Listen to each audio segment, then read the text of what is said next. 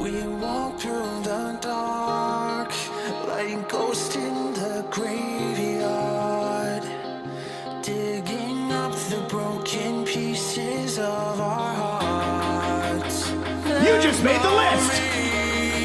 And people that saved us turn to dust. It hurts to forsake them.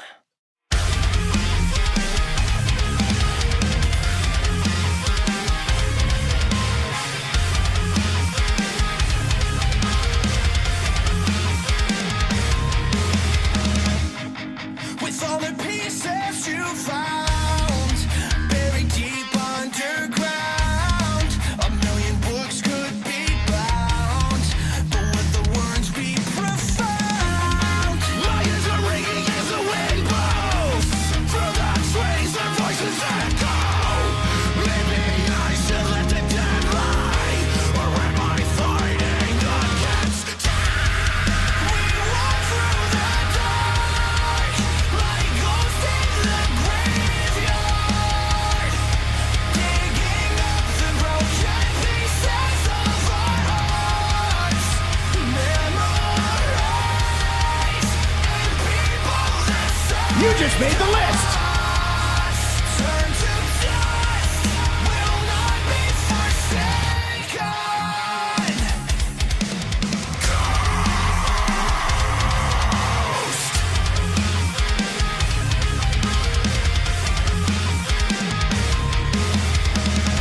You might not know it, but believe me, it's true. There's been this hole in my soul ever since I lost you.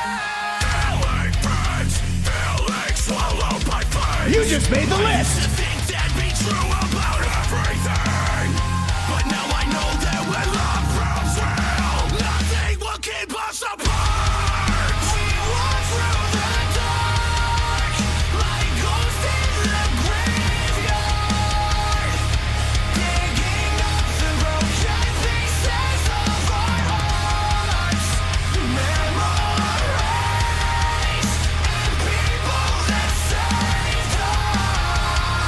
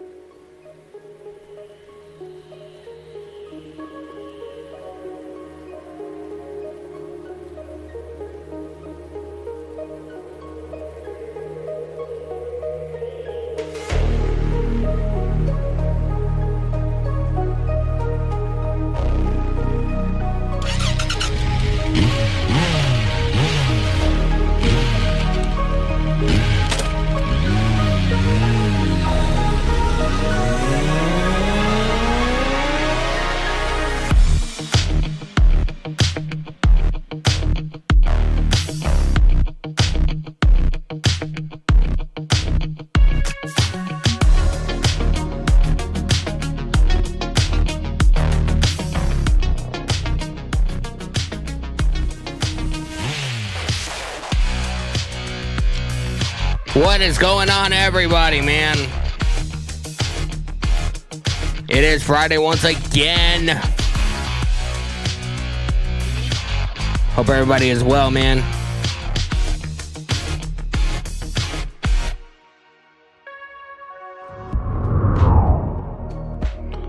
Hope you guys are well.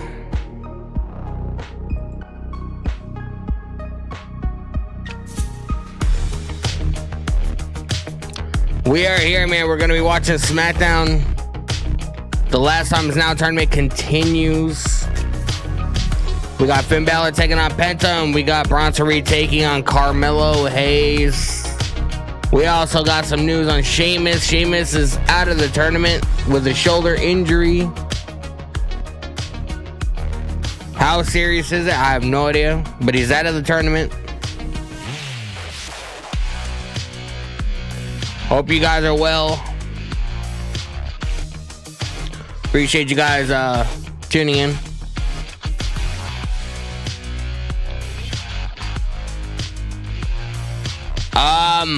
No, man, I appreciate the likes on TikTok. David came in with the follow on TikTok. I appreciate you. Esteban Pop coming in with them likes, man, liking the stream. LOLW, WWE fan coming in with the follow. I appreciate you.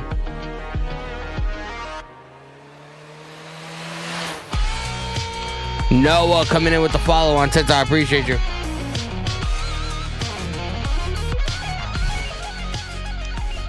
Hope you guys are well. On this Friday evening, man.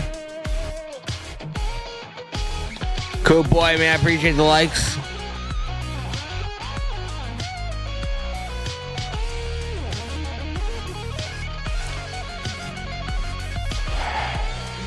Another Friday, man. Another stream.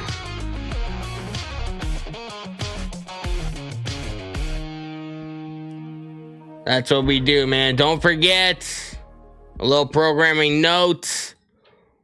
I will not be here tomorrow night for AEW Full Gear. It's my daughter's birthday, so we're going to be hanging out. So I will not be here tomorrow night for the AEW pay-per-view. I'm pretty sure you guys will be able to survive, man. It doesn't look like that crazy of a show to begin with, so.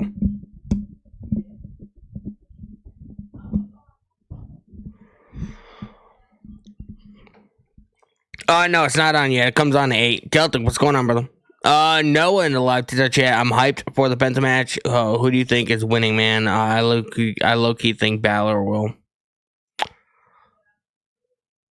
I could see Balor winning, but I could also see Penta. It depends on, like, because whoever wins is going to end up losing anyway. I do think that WWE has strategically pushed this tournament for Gunther to win. So I do think Gunther is ultimately going to be the one to face Cena. So, you know, it depends on who could, you know, the way Penta's been booked, you know, would it hurt him to take a loss, or would it hurt Balor to take a loss? You know, you got to look at it that way. Either way, they're both going to lose. You know.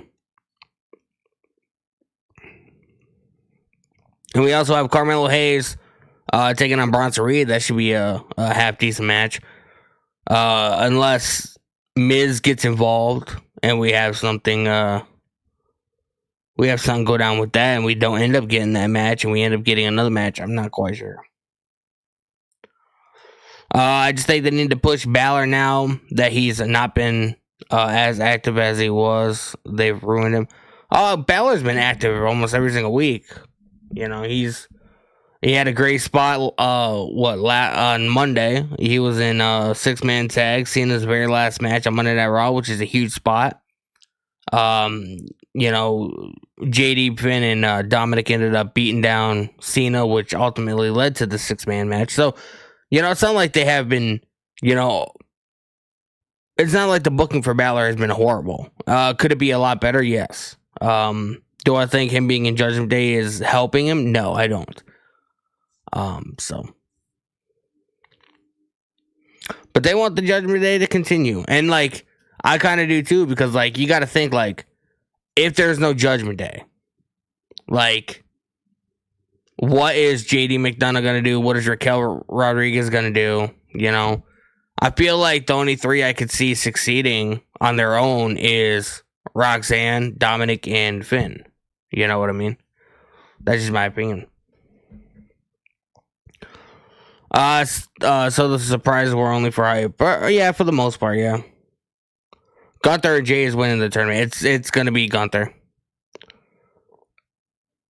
It's gonna be Gunther, man. Unfortunately. And like, I'm a big fan of Gunther. I don't think he needs to necessarily win because like he's already an established guy. I feel like putting somebody else in that spot, like somebody that's a lesser known name or whatever that has potential to, you know, succeed in the future. I feel like, you know, that spot should have been designed for that person. Like, I would have went with Obafemi or Javon Evans. Those are my two guys, man. Javon Evans or Obafemi. Those were my two picks to ultimately face Cena, but WWE decided to go a different direction. Angelo in the live YouTube chat, happy birthday to your daughter. I appreciate it, bro. Appreciate it, man. So make sure you guys smash the subscribe button with the notification bell turned on, man. If you guys are watching on the YouTube stream, if you guys are watching on TikTok, make sure you guys please hit the follow button. I appreciate you guys.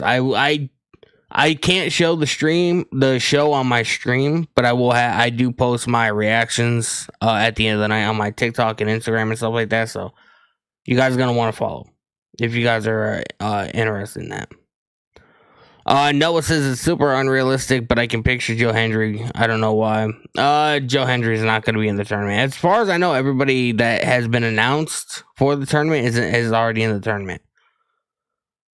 You know, we had one NXT guy. We had two surprises, which ended up being Ziggler and Ryder. We had Javon Evans from NXT. You know, everybody else is already accounted for. So, you know, we have Gunther and Jey Uso. We don't even know a fucking bracket yet. They haven't released a bracket for this tournament yet, which I think is dumb, but you know, so we don't know who's facing who and, you know, what round, or like, we don't fucking know. We're just, yeah, it doesn't even give us much to speculate on. But everybody that's in the tournament has already been announced. So we're not going to be getting any kind of surprises. We're not going to be getting Joe Hendry. We're not going to be getting Obafemi. We're not going to be getting nothing like that. Which is why I said I think that WWE has strategically put this tournament on for Gunther, you know, to ultimately win it. I don't think he needs to win it, but, you know, it's not my call to make. Gunther is already a made guy, bro. He's been champion fucking 90% of his run in WWE. From the time he was in NXT UK to NXT to the main roster, he's been a champion like 80 to 90% of the time. You know, so he's already an established guy. He's already got his fan base. He's already got his momentum. They should have given it to somebody like Obafemi or Javon Evans or Ethan Page or Trick Williams or, you know, I would say Ricky Saints, but he literally just came into WWE, you know, like 7-8 months ago. So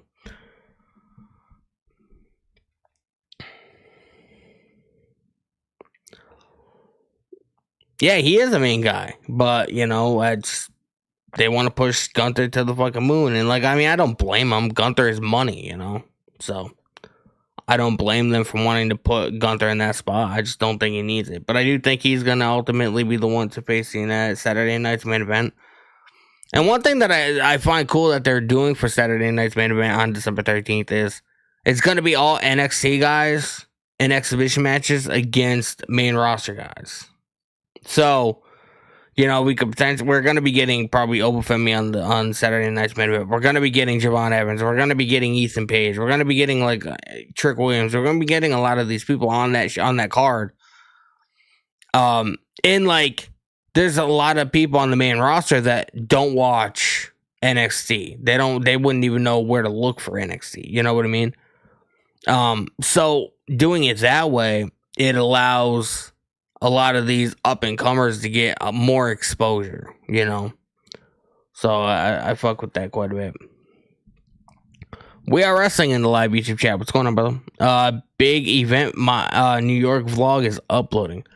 I will be watching that when we get off stream tonight,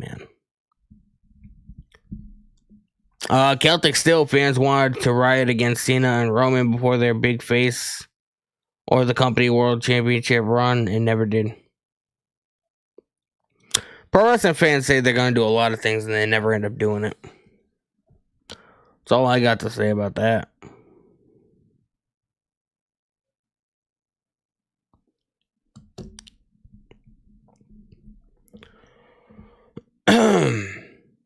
But I hope everybody's well. We have about 36 minutes before the show actually begins. We're just hanging out, man. Rhea Ripley fan in the live TikTok chat. What's going on? Welcome to the stream. Appreciate you. Appreciate you guys hanging out. Super chats are open. Get them on in. If you guys are on the YouTube stream, man. It's a fantastic way of being able to support what I do here, support my content, support my channel. I appreciate you guys. And we also have a gift goal in the live TikTok chat, man. If anybody would like to help us reach it, just pin it in the live chat, man. 20, let them cook. Is Road Dogg gonna cook tonight for SmackDown? Probably not. But we're gonna be here to watch it. The disaster that is SmackDown. I feel like so many people, like, after seeing what Monday Night Raw was on Monday in Madison Square Garden, I feel like so many people are gonna be like, they're gonna be so hyped up for SmackDown tonight, and I have a feeling that majority of them are gonna be so fucking disappointed because they overloaded that show, and that's the bad thing about overloading, one show over the other. You know what I mean? You get excited for the show, you're thinking that, a bunch of big stuff is going to happen, and it's probably not going to go that way.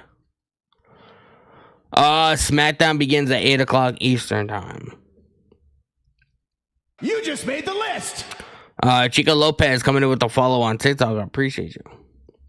Byron Cutler in the live YouTube chat. Liv Morgan and Nikki Bella for years. Roxanne Perez. Where'd that come from, man? It's such a random comment. I appreciate it, though.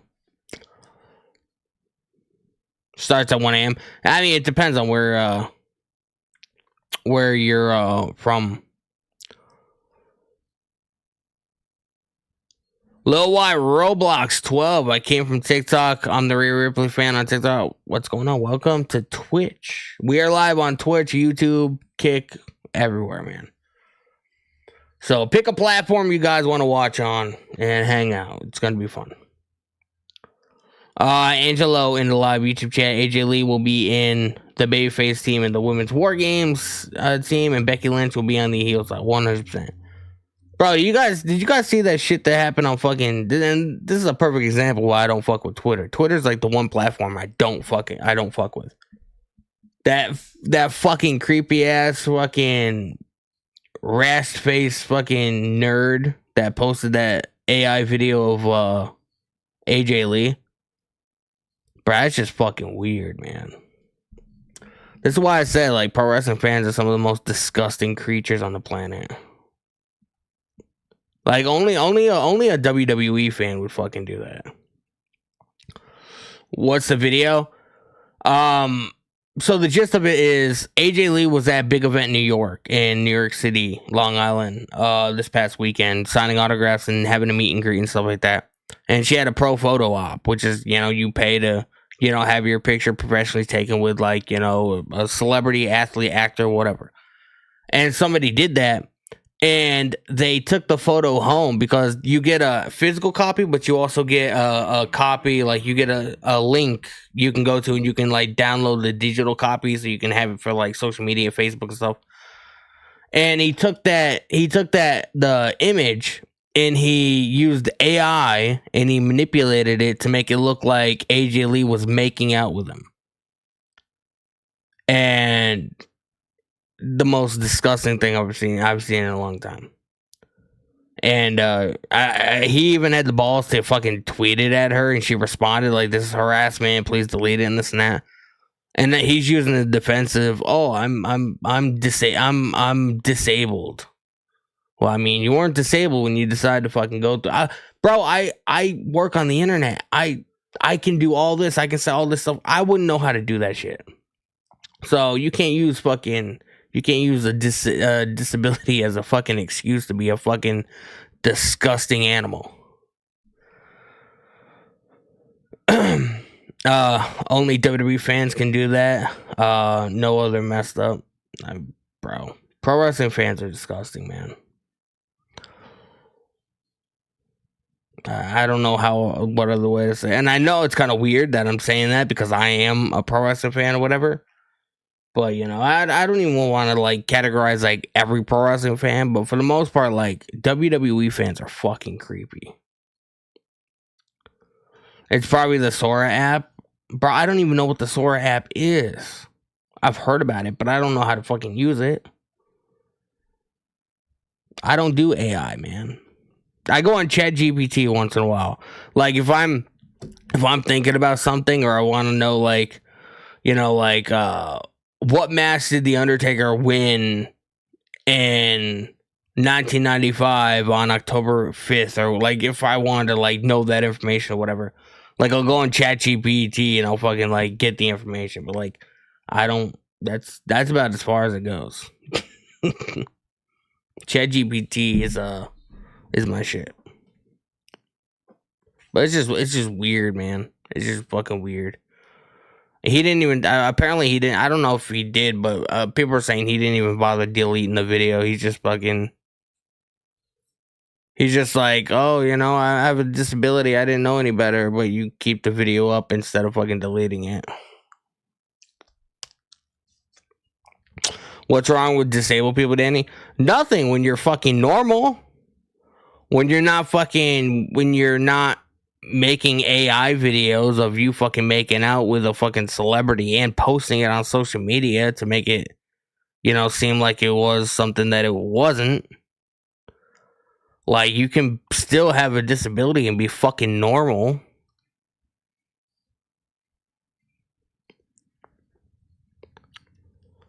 No, Cloudy, no, it hasn't started yet, man. Am I watching all the Elite Jobbers tomorrow night? I'm not. It's my daughter's birthday, so I'm gonna be spending time with the family. So I won't be here for AEW Full Gear tomorrow. So you guys are gonna have to find somebody else to watch if somebody else is gonna watch. I don't know.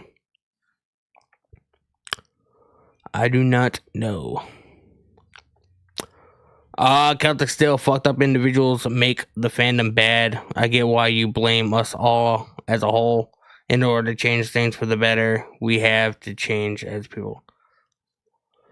Yeah, and I probably shouldn't, like, rope every single pro wrestling fan in that. But, like, if you... Like, I'm a content creator. Like, so, like, I put myself out there. And, like...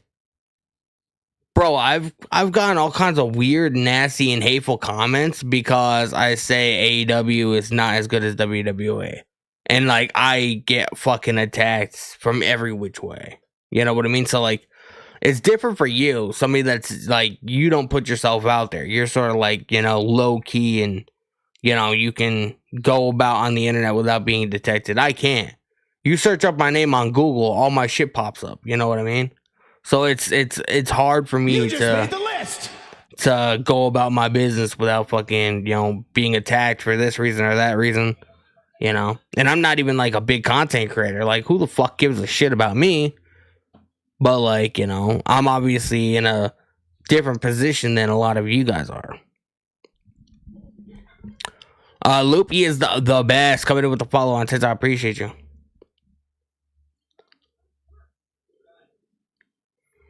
Bro, my kids are autistic. I'm not making fun of people because of disability. I'm making fun of people that think it's cool to fucking do fucked up shit. There's a difference.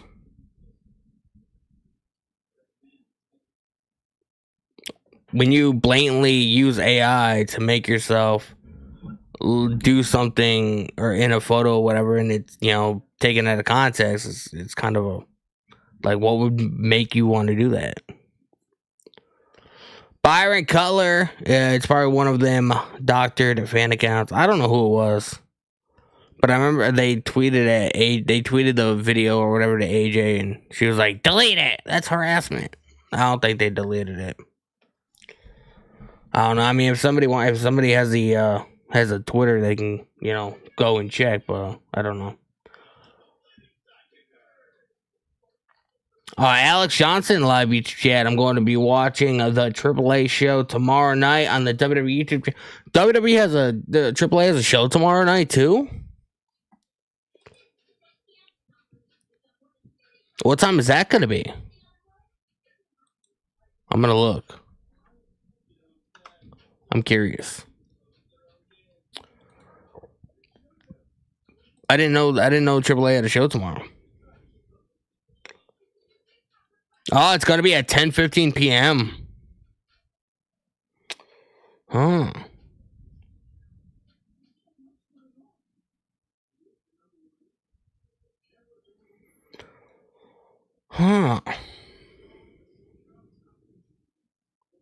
Lucha Libre AAA from Mexico City. That's interesting.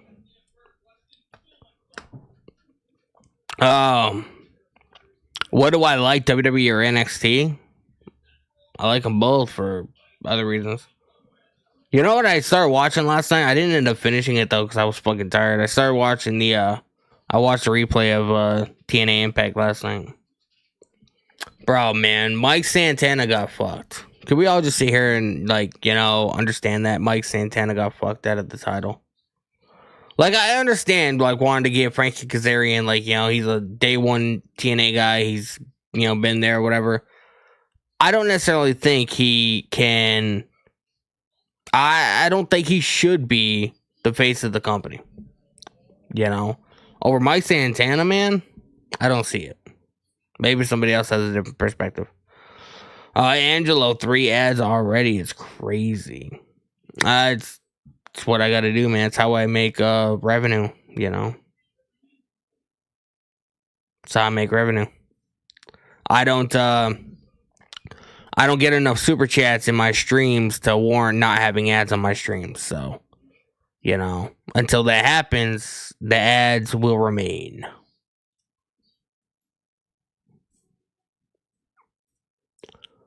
Celtic still in the live YouTube chat, didn't he? I think they did it to Santana to give him TV time on NXT. I mean, that's just such a weird thing to do, man. I don't know. I mean, I'm starting to get into the story, though. Santana wants to fuck everybody up in NXT, so I'm here for it to see what they do. Z-Man, you hate Santana. Santana's fucking phenomenal, bro. He is the face of TNA.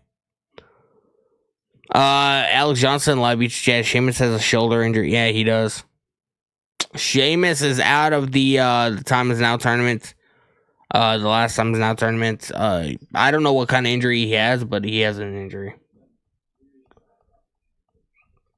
TNA is number 2 in country. AEW is 3rd. No, AEW is 2, TNA is 3, WWE is 1. AEW still weekly. I'm not talking about pay-per-views here.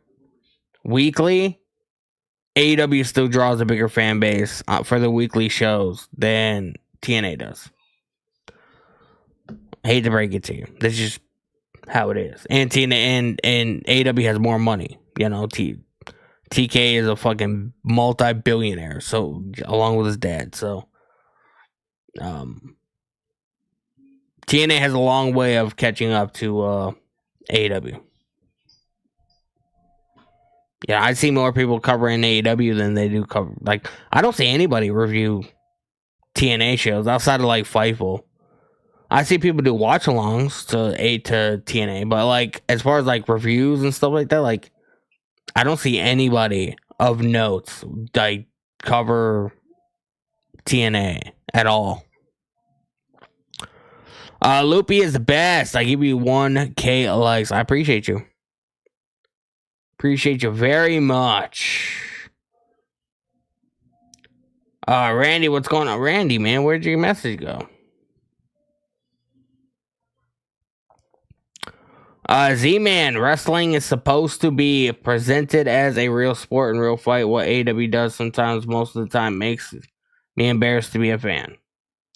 Well, I mean, when it comes to like the in-ring aspect, AEW is better than WWE.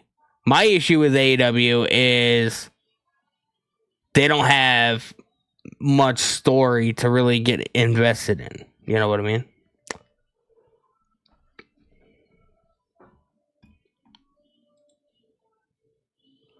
Why did Randy's message get deleted out of the chat, man? He didn't say anything negative to anybody. Why is this happening?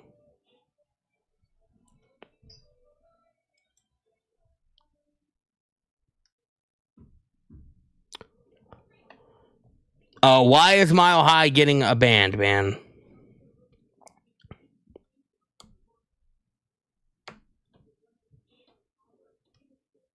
All he said was SmackDown is in Denver. Let's fucking go. So why did his message get deleted out of the chat?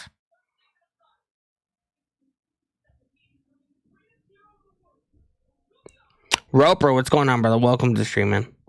Appreciate the likes on TikTok.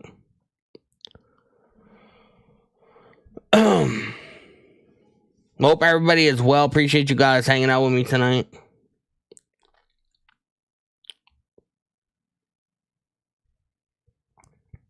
How's my day? My day was pretty good, man. I took advantage and took a nap while the kids were in school, man, and it was glorious. I slept until like 1:30. It was phenomenal. Phenomenal.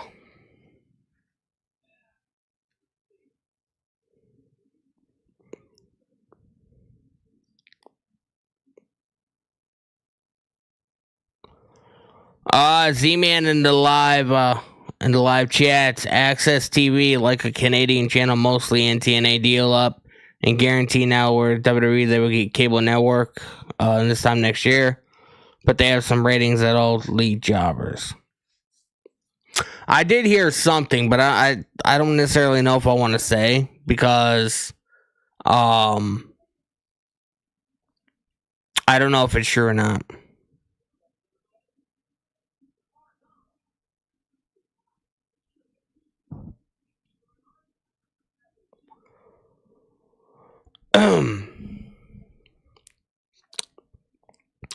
He's a Broncos fan. He should be banned. Bro, I'm so glad I'm not a sports fan. I wouldn't know a Bronco if it fucking smacked me in the face. Am I ready for SmackDown? I am, bro. My night's going good. My night is going good, man. I'm just chilling out with you guys. Do we know what else is on this card for the AAA show tomorrow? Let's see, Dominic Mysterio, Dragon Lee, and El Grande Americano on the thumbnail.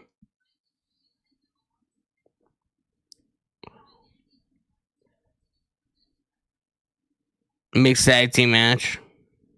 Yeah. That's what it looks like. Bro, can you guys believe that Thanksgiving's in a couple days? Next Thursday? It's wild. I should be here next Friday for SmackDown, although it's going to be a tape show. I believe they're taping. So anybody that's going to SmackDown tonight in person, you get to watch 2 episodes back to back because they're going to be taping SmackDown, I believe.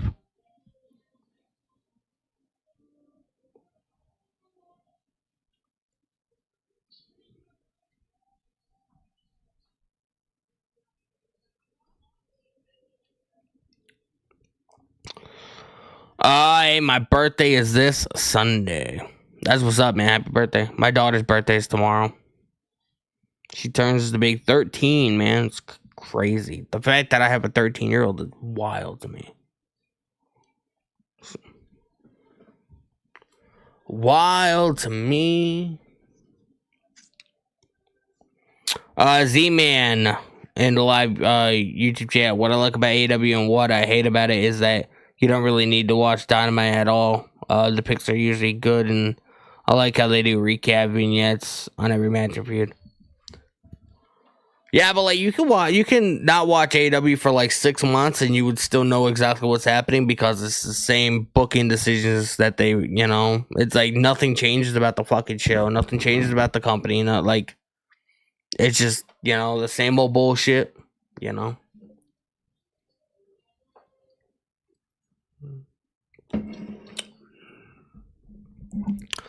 Same old bullshit. Are you guys excited for SmackDown to go to 3 hours starting January 2nd? That means we're going to be here for 3 hours every Friday. Oh boy. I don't know if I'm excited, but it is what it is. It is what it is. 3 of that means 1 a.m. to 4. Yeah. I think it's only for the winter time, and then like around June or July it'll go back to 2 hours, but I think they're gonna start doing, I think that's gonna be a yearly thing. Starting like every January they're gonna be going 3 hours. And then like around June, July, around the time the kids start going back to school, whatever, like or getting out of school for the summer, they're gonna end up going back to 2 hours. It's gonna be wild, man. And I don't think the shows are gonna be any better, but I feel like they need a shift in the roster. That's what I think needs to happen. They need a shift desperately. They need to hire a better creative team because whatever they're doing on SmackDown is not fucking working. Clearly, it's not working.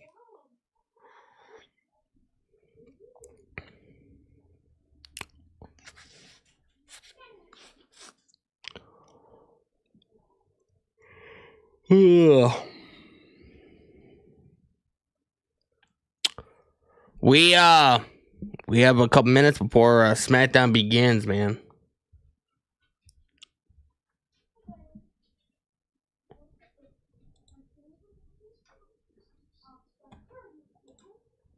Yeah.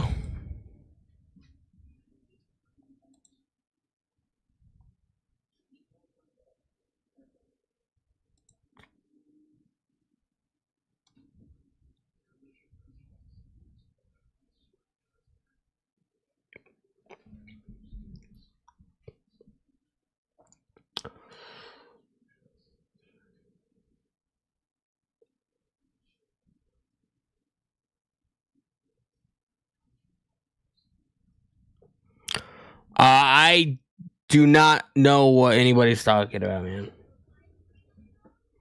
Oh, whatever Mile High said, I did not see it.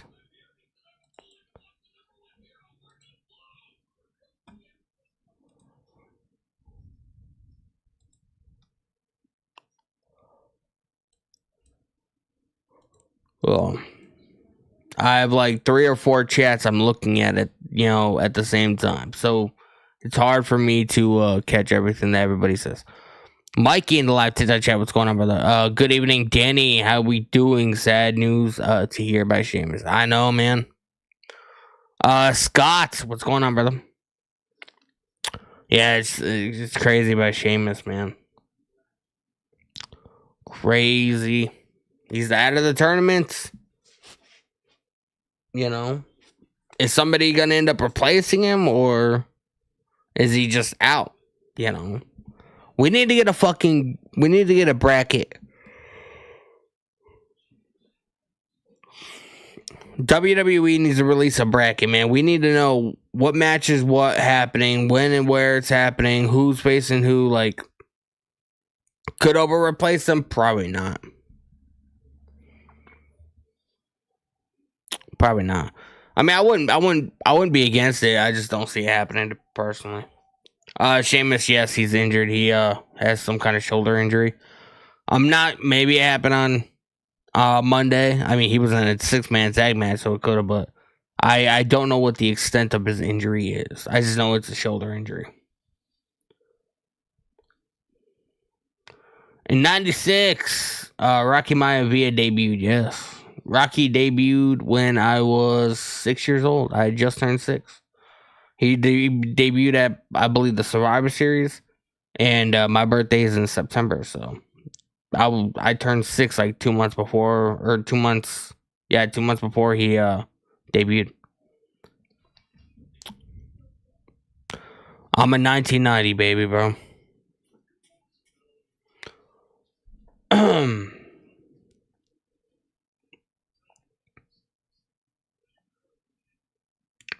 Z-Man Live YouTube chat. Psycho Sid wins title. There Brett versus Stone Cold at that one. Brett tested waters going heel.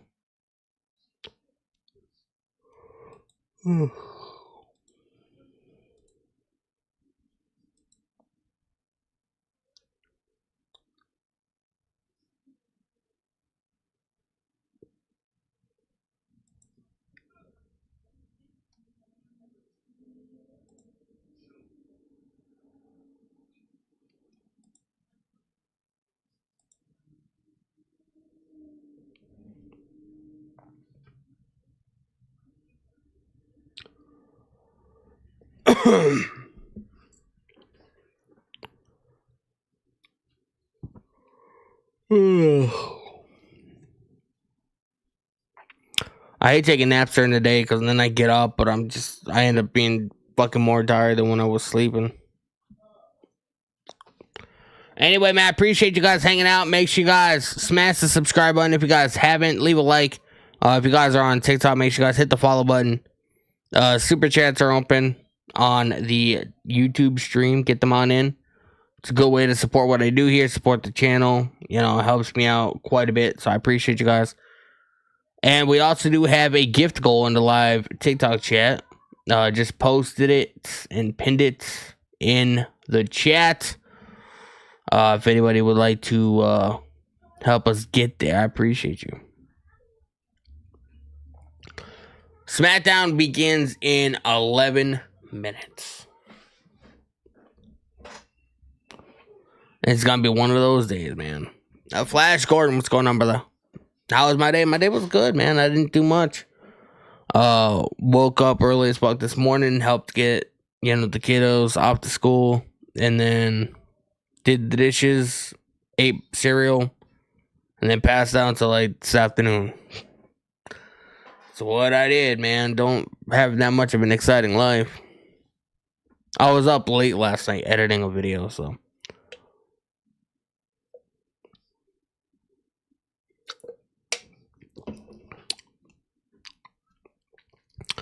You got caught in a 2-car pileup? Damn, bro. How'd that happen? Wested S. What's going on? Welcome to the stream. It has not started yet. It starts in about 9 minutes. Soto's Ultimo. What's going on, brother? Welcome to the stream, man. Appreciate you guys hanging out.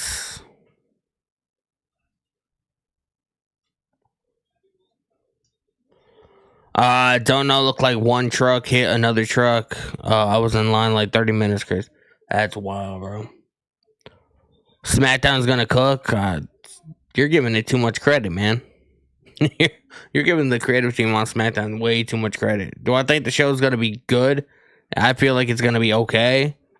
Mainly because we're getting Raw superstars on SmackDown, so it gives it, a different feel and some variety.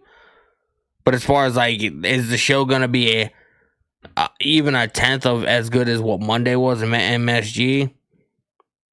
I mean, no, not even close, bro. Not even close. Like, I don't have the excitement that I had on Monday.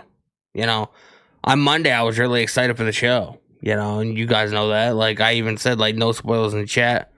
All this, I'm really excited. I don't have that feeling tonight. I'm excited to hang out with you guys, and I like streaming and making content. But as far as the show goes, I'm not that excited about it. So it's gonna be decent. It's not gonna be anything mind blowing. I have zero faith in Road Dogg and the creative team on SmackDown to give us a show that's gonna fucking blow our socks off. I just don't think they're capable of it.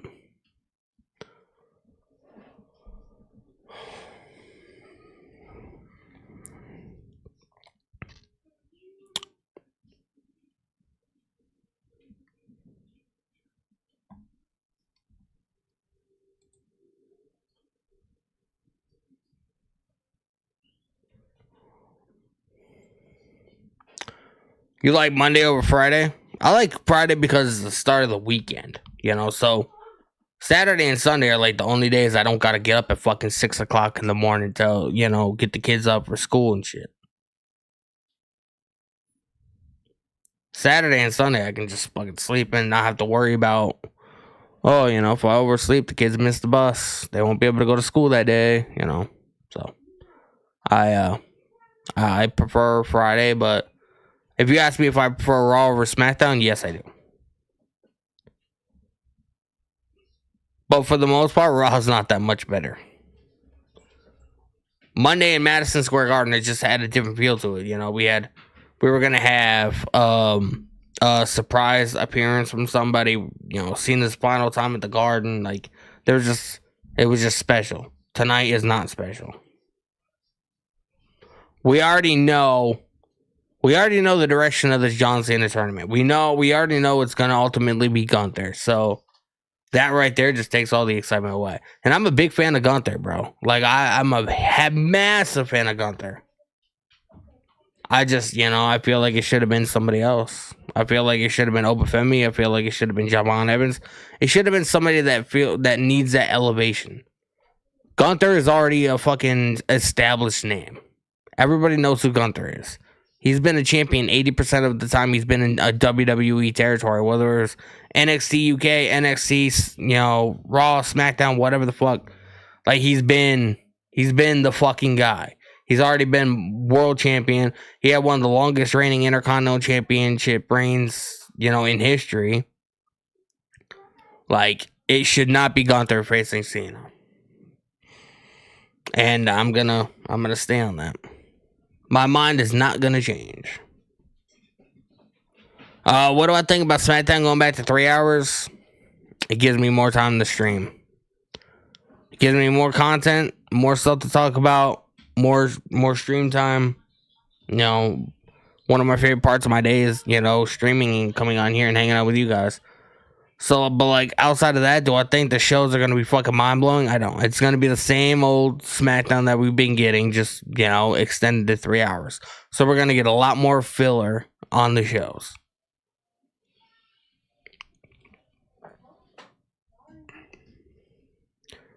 I feel like the only company that's really like fucking like at least attempting, well, up until recently, attempting to, you know, do some cool shit was TNA. Until they fucking decide to make the wacky choice to fucking take the title off of Mike Santana on the first show back from after Bound for Glory.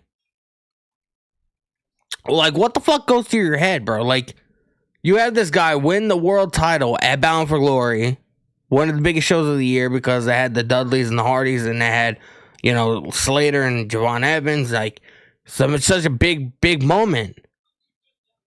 After the show, you take a 4-week hiatus. You come back, and his first appearance on TNA television after winning the fucking title, after that moment that he had with his daughter in the middle of that ring, you have him lose the fucking title? On what planet? Like, that's a Tony Khan decision, bro. That's a Tony Khan booking decision. Like, I don't understand the logic. There's something wrong there. But anyway, there's my rant for the night. There's my rant. I hope it was a good one. It wasn't even a rant, but I just don't understand, like, where the logic is. There's something not right up here.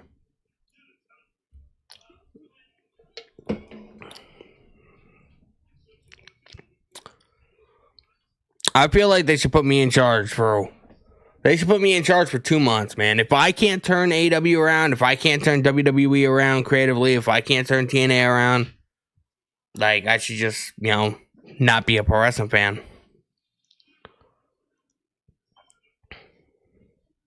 The only thing I can think of as to why they did it, the only reason is because I do believe we're going to be getting a television deal announced, a new media rights deal for TNA. I do believe we're going to be seeing TNA on AMC, so it's going to be off access. It's going to be on a broader audience, a broader channel. And the only thing I can think of is maybe on that first show, that debut show on AMC, maybe they want that match to be the match that Mike Santana ends up winning the title back. So they're going to play this entire story out until that first episode, and then, that's when Mike Santana gets the title back. But still, like, Bound for Glory was that fucking, like, it should have happened in New York. At what, Slammiversary or whatever the show was when they were in New York? But no, they wanted it to happen in Mass at Lowell. Okay, cool. He won it, so you just took the title off him just to have him win it again? It makes no sense. It's decisions like that will not make TNA the number 2 promotion in North America.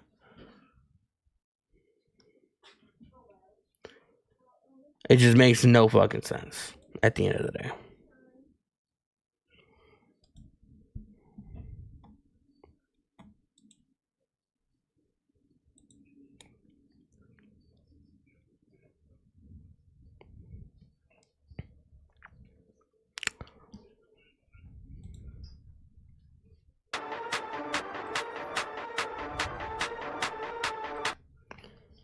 Smackdown is going to begin. Flash Gordon live YouTube chat, or live TikTok chat. Excuse me. I think Dirty Dom's gotta get his belt back. Yeah, like, if we are gonna be getting Gunther versus Cena at Saturday Night's main event, I don't want it to be for the IC title. Gunther does not need the IC title. The last title he had was the World Heavyweight title. If he ever gets the title back, that's the title he needs to go for. The WWE title. He does not need the IC title. It's going to be really interesting because if Cena ends up losing at Survivor Series, part of me feels like he's going to end up winning his last match. Yeah, my YouTube name is the same name as my TikTok, Danny Huckins PW. Just my name with PW. PW stands for Pro Wrestling, if anybody didn't know. But, yeah.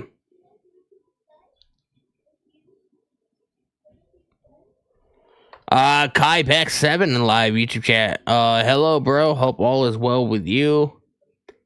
You may not remember me, but I had a different name when I first came to the streams. Good to see you. I do not remember you, but I appreciate you stopping by, man. Stick around and hang out on the stream and chit chat and have a good time. It's a good way to spend a Friday night, I guess. I mean, if we're gonna be watching this bullshit, might as well watch it together. That way we can get some kind of fucking entertainment out of it. You know what I mean? That's just my opinion, man.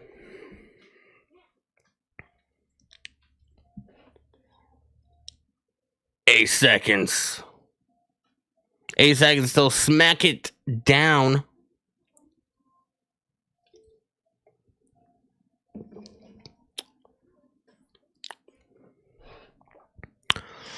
Seeing to losing to a heel will make a bitter taste as a farewell. Would that make a much worse choice to put over Jay for it? I don't know. But if we do get Dominic Mysterio beating Cena in San Diego at Survivor Series, I feel like Cena almost has to win his final match.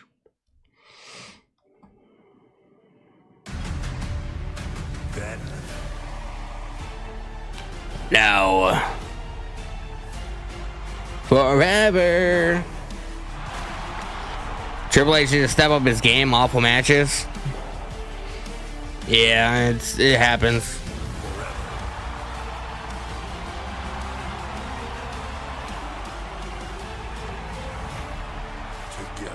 together. Matthew Plaguemeyer, what's going on, brother? This is the Mile High City of Denver, home to the NFL. Mile High Broncos City. Tonight at Wall Arena, WWE's Friday Night Smackdown.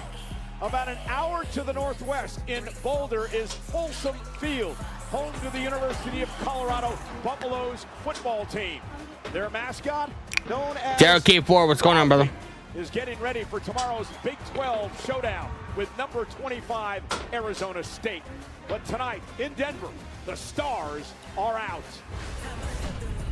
Former tag team champions Alexa Bliss and Charlotte Flair will be joined by Io Sky and Rhea Ripley. They will name the fifth member of their team for War Games. We got Alexa Bliss and Charlotte showing up. And the final first round matches in the Last Time Is Now tournament, including 2 returns, 2 losses. What about Dolph should have won over Solo? I feel like one of them should have fucking won. They hyped up these surprises and nothing happened. Penta sporting a Colorado jersey. Penta, Seattle, Miato. Time Is Now tournament. And the Vision. We got the Vision. Breaker, Paul, accompanied by Logan Paul, man, showing up to fucking work. Tonight, they'll preview War Games. I sense the heat. You guys are angry. What the hell is McIntyre doing here? You just made the list. Last week. Brandon coming in with the follow on TikTok. I appreciate you, brother.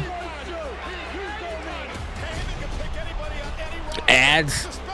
That's how the channel makes money, man. Drew McIntyre pissed you off?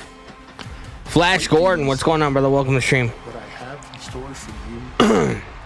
Appreciate you guys, man. Here we go. Full start early.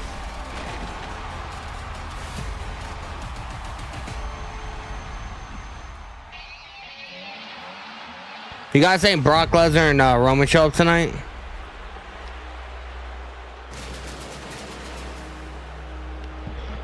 Kai Beck 7 in the live YouTube chat. Well, I think at War Games, the babyfaces should lose because of interference of some sorts.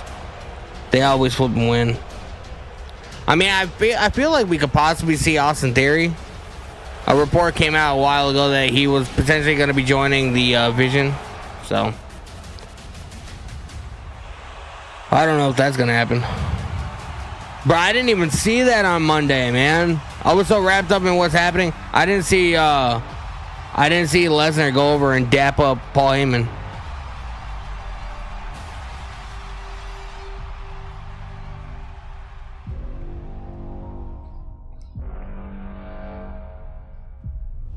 How many days until War Games? Not tomorrow, but next Saturday.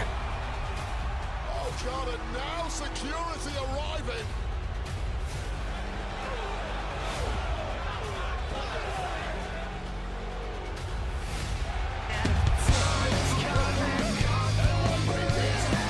Appreciate you subscribing to the channel.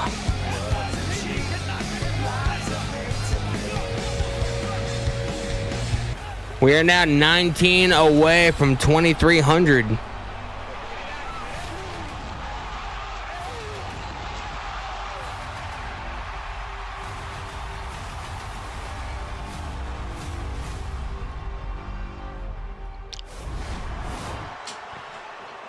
Ladies and gentlemen, please welcome WWE Hall of Famer, the Oracle, Paul Heyman. Oh, we got the Vision. We got the Vision. Brock Lesnar's not with him.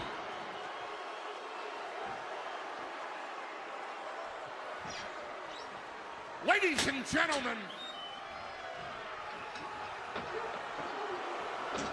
Ladies and gentlemen. my name is Paul Heyman. I have a vision for War Games, and I shall bestow that wisdom upon each and every single one of you.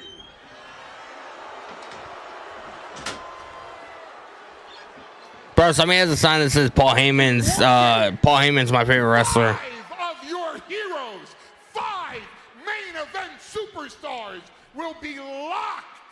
locked inside a double cage where Braun Breaker is going to take a bite out of every one of their asses. 5! That's gonna make it on Botchamania, bro. 5 War Games participants, 5 main eventers will be locked inside a double cage where they will be tsunamied by the Tsunami. Bronson Reed. Appreciate the likes on TikTok, man. 5 Close to 1,700. heroes. You guys are goated, man. 5 main event superstars are going to learn about war games. They're going to learn you need a strategy, an evil strategy, a ruthless strategy, a violent strategy, a strategy that proves you're a miserable, rotten excuse for a human being, that you're the lowest form of scumbag on planet Earth. Something so Damn, bro, Paul's going in. that the devil himself would sell his soul to you. All right, brother. So that when you die and go to hell, there's no competition in running the joint.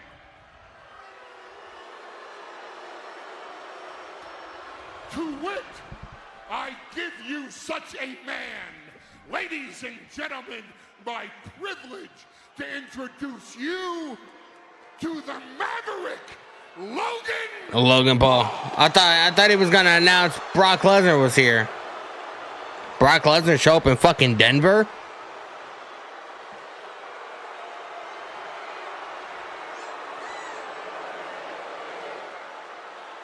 Hey, yo, Denver, why don't you shut your mouth? Because I have a lot to say. He has a lot to say. In fact, I got 5 things. The first being... Jey Uso. I take it Jimmy's with him. Me, Us. Jay and Jimmy. Knock him down like this.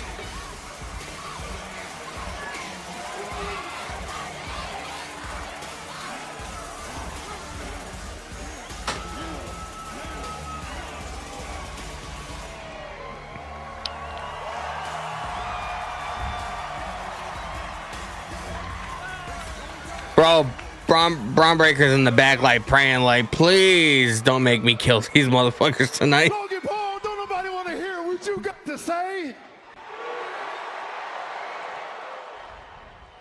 And OG, you show your mind right.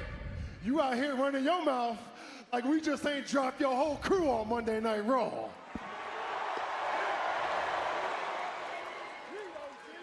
First of all, you made a bad mistake. You just pissed off Logan Paul. Braun Breaker is holding Logan Paul back, bro. Imagine that. Secondly, let me just get this straight. Drew, Bobby, what's going on, brother? This live is perfect for truck drivers. I appreciate you, man. His family could eat, so that the two of you didn't have to live off of him anymore. Now, the first thing I taught you in the bloodline was the numbers game always wins. OTC. Drew, Bobby, man, coming in with the share. I appreciate you sharing the live. He's not here. He's never here. He ain't coming. One, Hey, Breaker speaking facts, bro. He's like, Roman's not here. He's never here. 4. It's kind of facts, man. 1, 2. You're outnumbered. Means you're about to get your ass. Nah. Cody and Punk are there. That freaking stupid.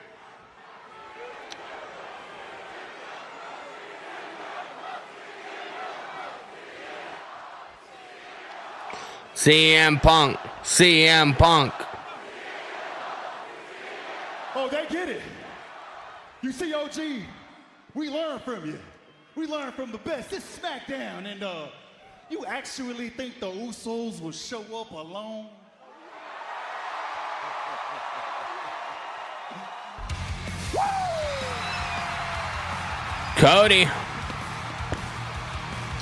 Cody Rhodes is heel.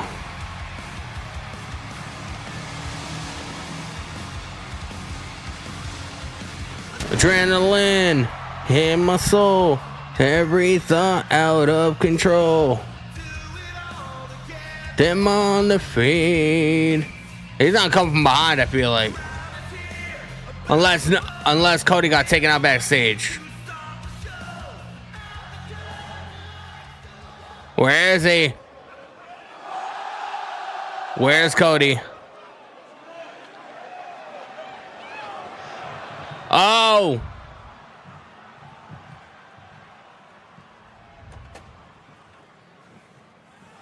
Oh, Drew McIntyre coming out of Cody's tour bus.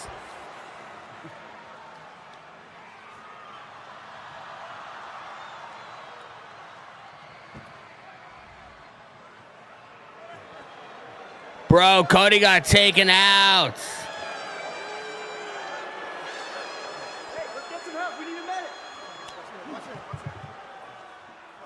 There go the Usos. They're running back there. They're still running. Start a timer. Hey, look at me. We got help. Come on. Let's get a medic. Let's go. Bro, this is the most interesting start to SmackDown I've seen in a long time.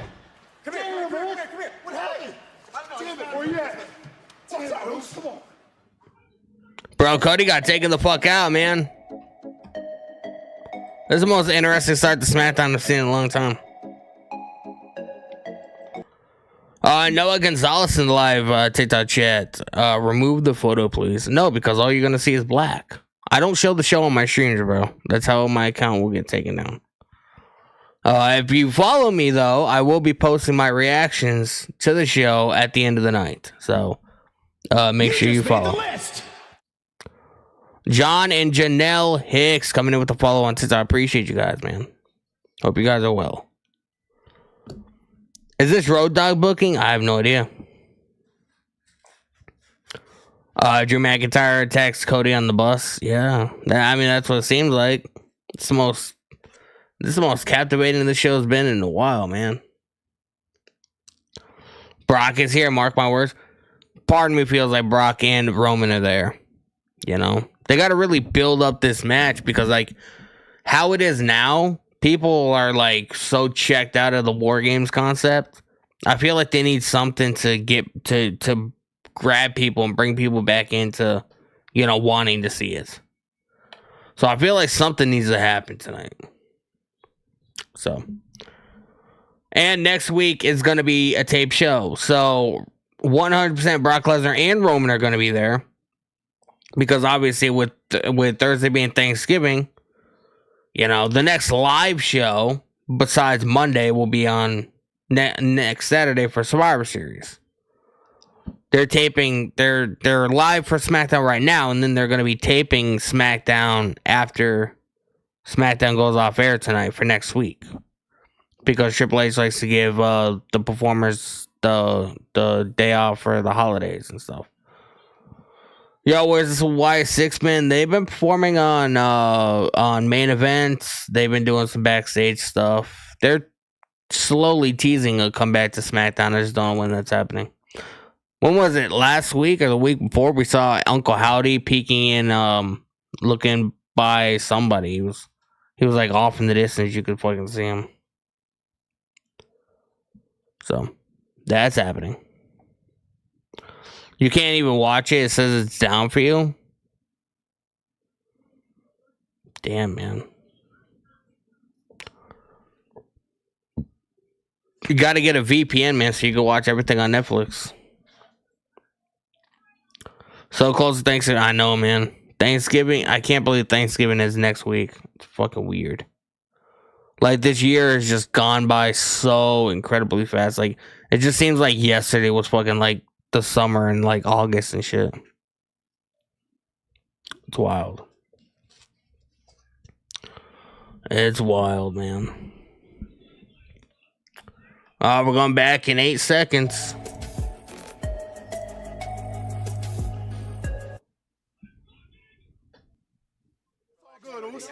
He don't get you slipping no more. He don't get you slipping no more, though. Last time for all that. Last time for all that. See you at War Games, champ.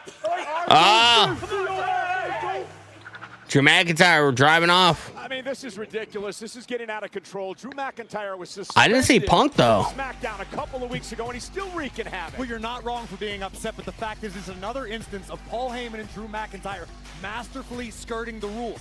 McIntyre's banned from the arena. He never technically stepped foot in the arena, but what I want to know is what sort of madness is going to occur when that maniac steps inside of War Games 1 week from tomorrow night. Ilya Dragunov.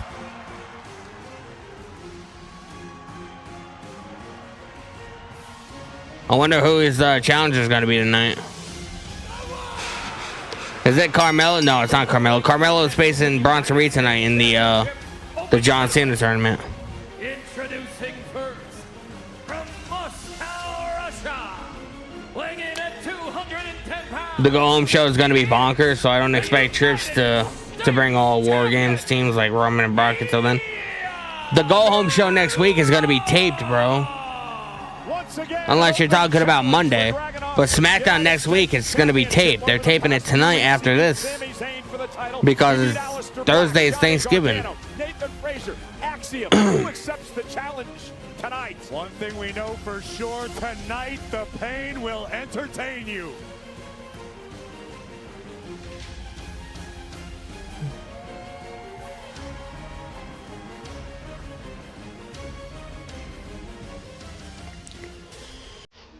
Who's it gonna be, man?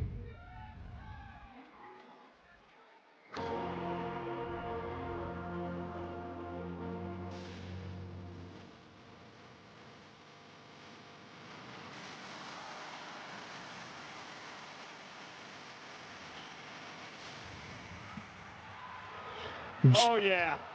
JD McDonough! Let's go, bro.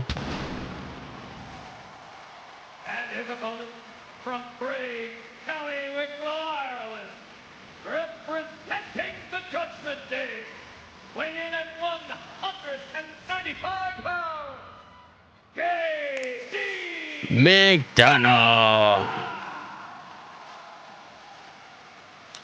Well, tomorrow night, Dominic Mysterio and El Grande Americano take on Dragon Lee and El Hijo del Vikingo on CDMX Alliances. That match plus so much more, CDMX Alliances, live on WWE, AAA, and the WWE Espanol YouTube and Facebook, starting at 10:15 Eastern, 7:15 Pacific. But right now, we got a match with international flair with the United States gold on the line. Cole, a lot of history to dive into between these two superstars. Indeed, and I want to mention that's why Dominic's not here tonight in support of Finn Balor and JD McDonough. McDonough's here to support Balor with a match later tonight, so he takes this open challenge. He takes on Ilya Dragunov. A lot of bad blood between these two superstars. If JD wins, you're never watching this again. JD McDonough's fucking phenomenal, bro. Twice they met in NXT where they split matches. In fact, Ilya Dragunov caused an eye injury to JD McDonough, which cost McDonough a number of weeks of his career. One of the reasons JD McDonough wants this match so badly tonight. Well, every once in a while. Oh, shot right to the form, but to the midsection. Resolved or forgotten. Ilya Dragunov coming out of the corner with a kick. What a boot from the champ. And this is going to be as physical as they come. It is the 13th straight week that the United States Championship has been defended on Friday Night SmackDown, a tradition, of course, started by John Cena a decade ago, followed up by He's got the waist lock. earlier this year, and now Ilya JD McDonough with the back elbows. Dragunov takes very seriously and strives to live up to. Great counter by McDonough, delivering a knee to counter the suplex attempt. And speaking of John Cena, JD McDonough will always have a claim to fame. You hate him, you don't know why. How can you hate somebody if you don't and you don't know why you do it? Night Raw. It's a bit of a dubious distinction if you ask me, Cole, but the fact is McDonough can change his fortunes tonight. Bring a little Goodness! back to the Judgment Day clubhouse. Dragunov could have a broken nose. My God.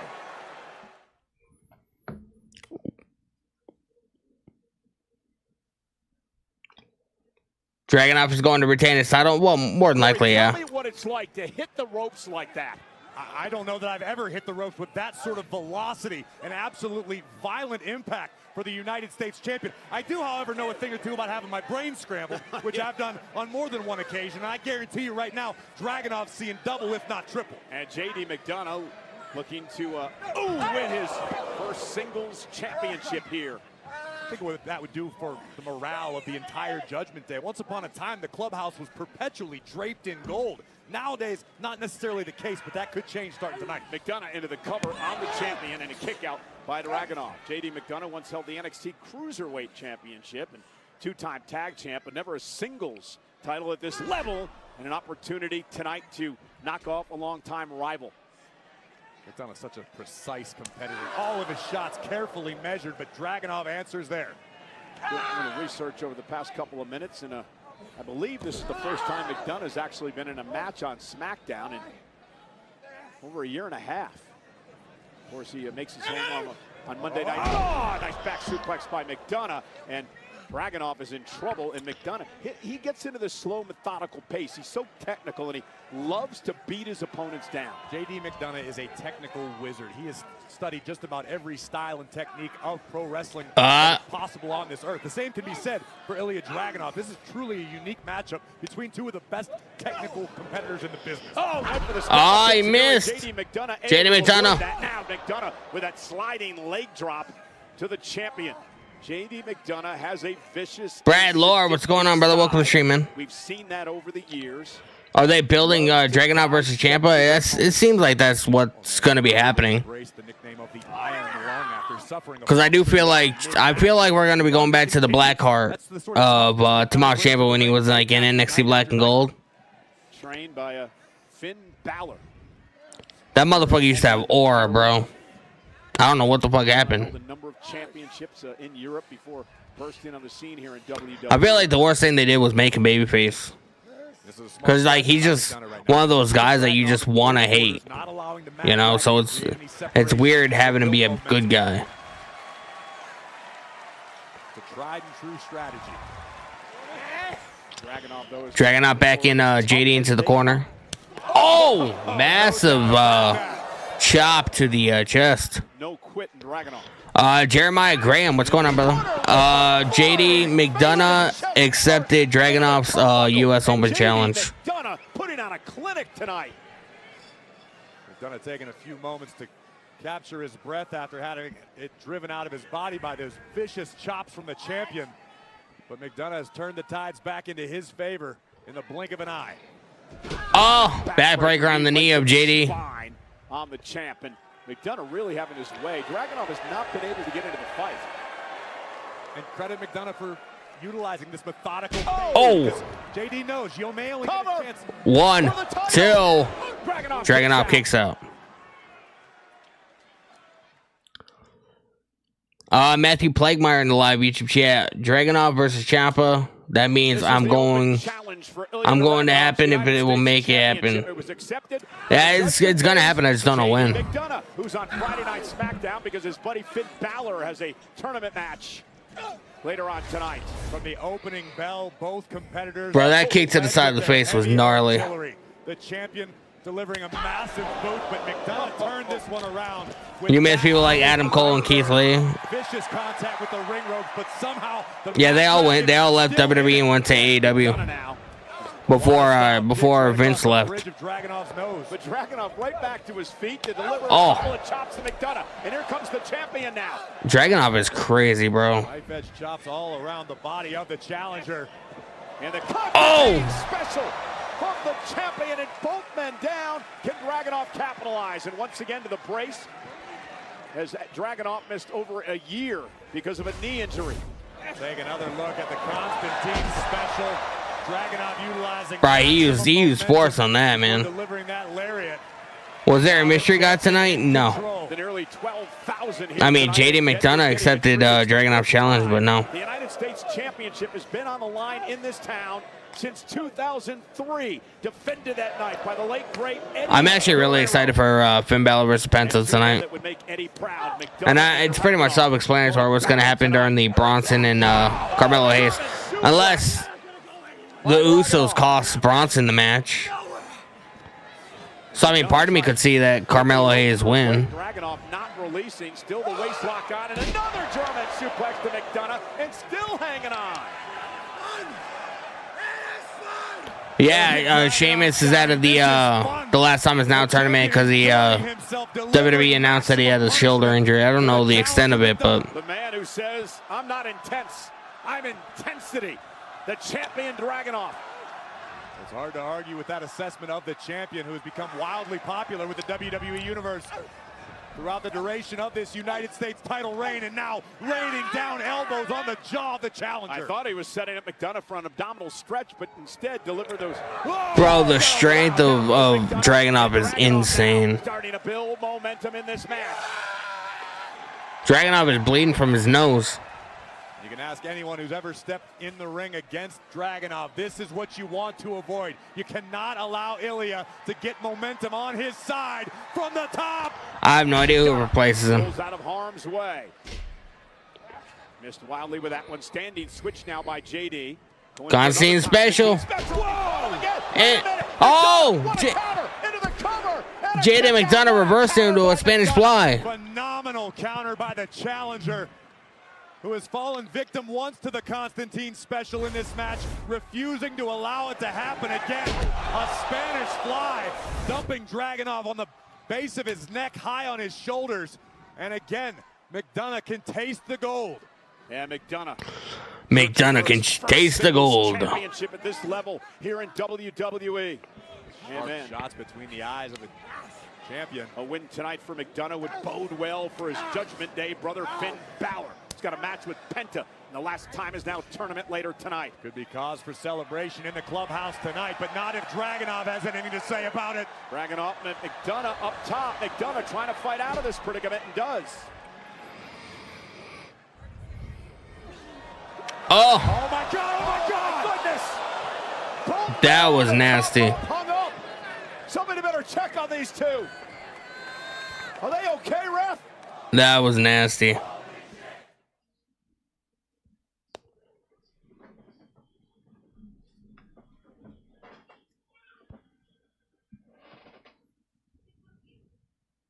I'm not quite sure. No, Finn Balor hasn't wrestled yet. Still functioning after what can only be described as a nasty fall. JD McDonough and Dragunov are down on the outside. Car crash like Referee is counting. Actual vehicles for both of these men. A gnarly landing for both champion and challenger, and both men are now in jeopardy of being counted out. And now Dragunov bounced right off our table. McDonough scrambling in, trying to beat the count. And Dragunov just beats the count. That would have been poetic justice for JD McDonough. Yeah, but again, McDonough would not have been able to win the championship that way. You got to pin or submit the champ. You're right, and I think McDonough might have forgotten that fact in the moment. Sometimes it's win by any means necessary, but champion's advantage in effect in this one. Dragunov welcomes this, bro. I guess if you beat the champ by count out, you're sure yourself another opportunity, I would imagine, but you would think so, but we've also seen Dragunov be a little selective. Abdominal stretch. Choice in challengers. Yeah, ask Mr. Ciampa, or AKA. Let's not go there. I don't feel like getting smacked. Got it. I don't feel like getting smacked. Ciampa and Gargano in action later on tonight. WWE should have put Braun in a storyline with Wwe. Nah, I don't think so. I heard there was talks about it, but I'm kind of glad they didn't go that direction. Strikes to the top of JD's skull. Everything Dragunov does just is done with malice. Oh, and there it is.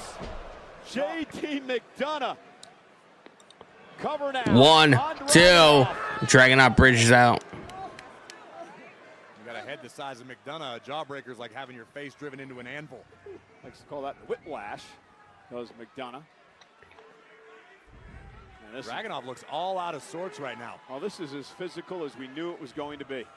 Both of these men gritty, both are brutal, both absolute full speed ahead at all times. And to that point, you've got to be impressed with the gas tanks of both of these competitors here in Denver, which is notorious for the altitude. It makes it difficult for any athlete in any sport to catch their breath, to maintain their stamina. Both of these superstars are doing it very well thus far. Oh. Both men in tremendous shape.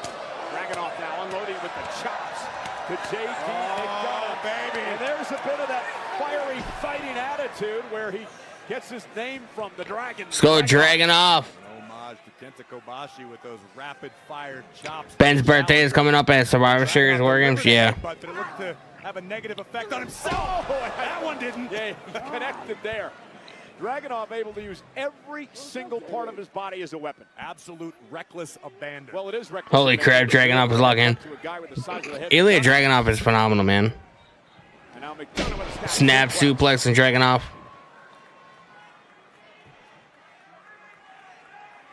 J.D. McDonough with a perfect. How does someone stream it? It won't show on YouTube TV until 9 p.m. You got to get a VPN you can watch on Netflix. Ilya Dragunov defending the United States Championship against the Judgment Day's J.D. McDonough in this open challenge here tonight. Dragunov looking to continue his win streak. Top rope now for Superplex! Delivered. And now Dragunov. McDonough's got two. You just made the list. Hair. Carlos coming in with the follow-on tits. I appreciate you. Brainbuster with a brainbuster. That could do it. Cover for the title. Dragunov gets the shoulder up. 2.5. What an exchange. This brainbuster very nearly captured the United States title for J.D. McDonough. If McDonough had been able to get a little bit more of his body weight across the champion's shoulders, we would have a new champion right now. Corey, J.D. McDonough has said for many years now that he turns doubters into believers, trying to do that. J.D. McDonough going up for the moonsault. McDonough, top rope, moves. Oh, it lands on his feet. As Dragunov moves out of harm's way with a kick to the face. Oh, dunking McDonough. But Dragunov still feeling the effects of this matchup. Bro, Dragunov is one of the best sellers in pro wrestling, man. Don't at me. By Dragunov. And now, Ilya Dragunov looking to put McDonough away. Back to his feet. Oh! He went for Torpedo Moscow, and J.D. McDonough. J.D. McDonough going up. And now McDonough heading up to the top rope, looking to win the championship. J.D. Moonsaults. For the title, grabs the leg. Oh, and Dragunov. Dragunov kicks out. J.D. McDonough beside himself. So close. At the height, the balance, the momentum, and above all, the impact. A crash landing directly on target. Deep hook of the leg, but Dragunov able to survive and escape. Well, what surprised me about all of that was the counter by McDonough on the attempted Torpedo Moscow headbutt by Dragunov. Over nearly 12,000 in Denver tonight. I've never hated JD. For both of these men in this match, it's been a tremendous United States title match. They are singing the truth tonight in the Mile High City, but look at Dragunov. Oh! Powerbomb. And McDonough, there's the headbutt. Oh, down goes McDonough. Torpedo Moscow. That time it connected for Dragunov. Powerbomb. Now powerbomb. H-bomb. H-bomb by Dragunov. He retains the title. Dragunov retains the U.S. Championship. Here is your winner, Bro, let's go, man. and still United States Ilya Dragunov is phenomenal, man. Ilya Dragunov. What a match. Here we see the closing moments, a thunderous power bomb by the champion. Boom! H-bomb. Good night. You could have counted to 20. Thanks for coming, J.D. McDonough. The reign of the Mad Dragon continues tonight in the Mile High City. Well, ladies and gentlemen, I've been singing the praises of J.D. McDonough for a long time now. He really showed up tonight, became that close to trying to win the championship, but Ilya Dragunov. Both War Games is stats. The Mad Dragon right now appears to I be mean, to an unstoppable. extent, yeah. To your point, credit to J.D. McDonough. I think it's a matter of if. I'm sorry, it's a matter of when, not if, J.D. captures this single gold. Well, hey, we're heading toward War Games a week from tomorrow in San Diego, California. And, of course, the women's War Games matchup. And, well, last week on Friday Night SmackDown, we thought Charlotte was going to be a part of the team with Alexa. the very second you said War Games, I knew we were in. Lexi, I can't do this. Bro, this whole segment last week made no fucking sense, man. You're a snake. And if you want to do this, I understand. But count me out. The second that I needed my best friend, that's when you decide to take a stance. That's when you decide to prove a point just because you don't like someone. What the hell, Charlotte? And this is What the hell, Charlotte? And this is from Raw this past Monday. Alexa was in trouble before Rhea and Io hit the ring. We heard Paul Heyman speak of the importance of the numbers game to begin the show tonight. Alexa Bliss found out firsthand, but when the chips were down, the Queen came to the rescue, brandishing a kendo stick and evening the odds. Bro, the women should not be in War Games, man. You know, I'm really proud of you. Alexa and Charlotte backstage. Yeah, well, you know I only did this for you. Doesn't mean I trust You know, I only did this for you. Right? Yeah. I had no idea. For sure. About that. Oh, no, Rhea and Io. Seriously? Go on. Go in. Sit. Go in. Lexi. What is this, a fucking restaurant? I need to have a chat. Have fun. Have one.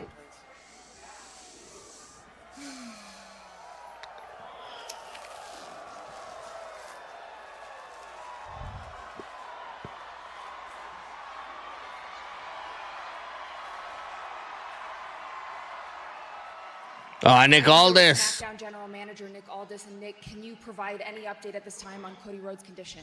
I wish I could, Kathy, but the truth of the matter is he's being checked out by medical. So that's all I know at this time. As soon as I know anything, excuse me. The Vision. Oh, whoa. Help me. Help me. Back. No. It's okay. No. I don't even know the suspension on my hands. I don't know what you've got planned. I don't need another suspension on my hands. So let me be clear about a couple of things. The only reason he's here in my building is because he has a match in that last time is now tournament. And my hands are tied. Just like they're tied in the situation with Drew McIntyre, because you put him on your War Games team. But Paul, this isn't War Games. This is SmackDown. And as far as I'm concerned, Drew McIntyre is still persona non grata on this show. Okay, listen, you're the general manager, and I had deep respect for you. We got off on the wrong foot. I understand that Drew McIntyre is persona non grata. He's not inside your arena. He's not inside your locker room.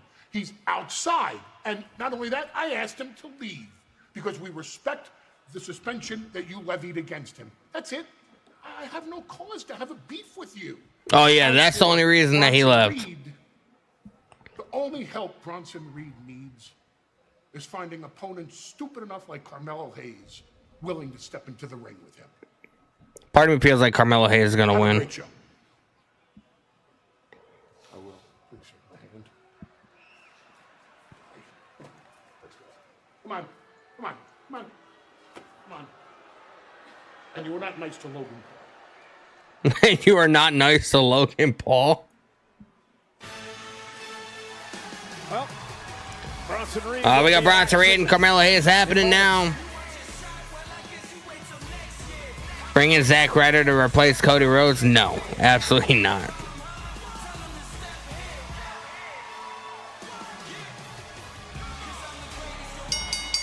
The following is the last time is now tournament match. Appreciate the likes on YouTube, man. If you guys have, make sure you guys hit the subscribe button. The notification bell turn on, man. If you guys are on TikTok, please hit the follow button. Carmelo Hayes. We have two final first-round matchups in this. Is Carmelo Hayes finally going to get a big win on the main roster? Carmelo Hayes begging for an opportunity. He's got a major one in front of him. He takes on Big Bronson Reed. Big Bronson. The last time is now tournament first round action. Live next. Let's go, man. What's happening next? Let the chips fall where they may. We're at a commercial break, man.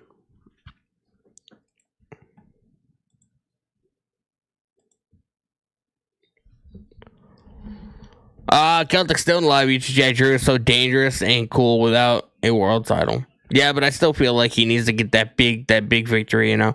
He won a title during the pandemic, but, you know,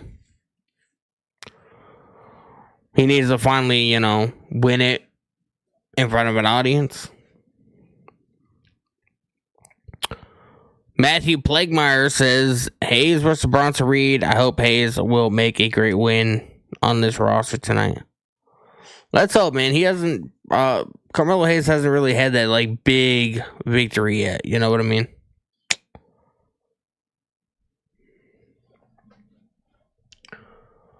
They need to do something with him or people are going to start losing faith.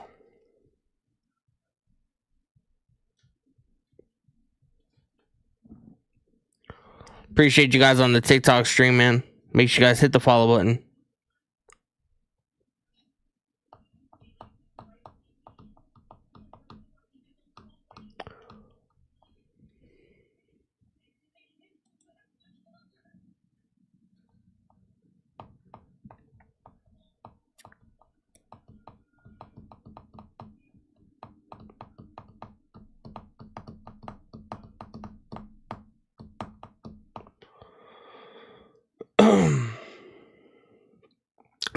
Twenty-two-year-olds don't say cool, but I love your 1900s stock. Kid, keep it up.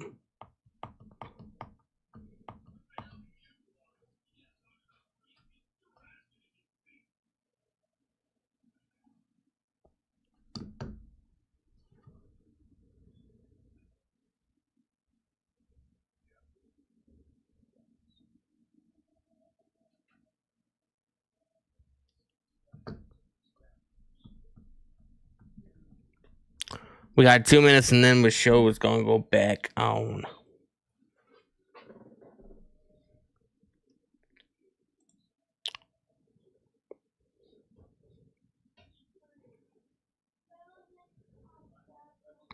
Best up guy 24, man, coming in with the follow on Twitch. I appreciate you, brother.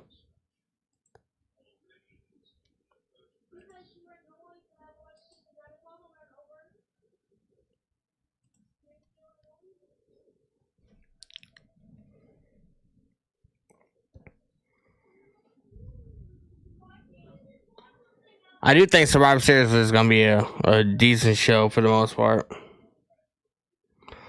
Although I don't think the women need to be in the War Games, but it is what it is. I want to hear what Rhea and Charlotte are going to be saying.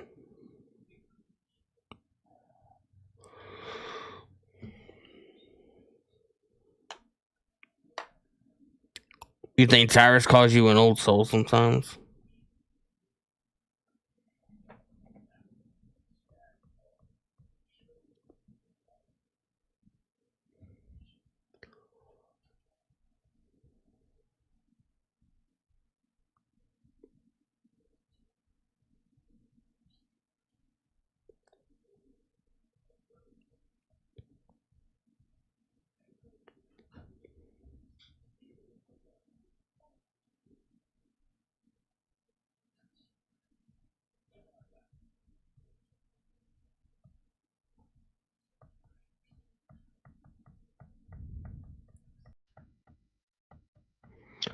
$16 seconds.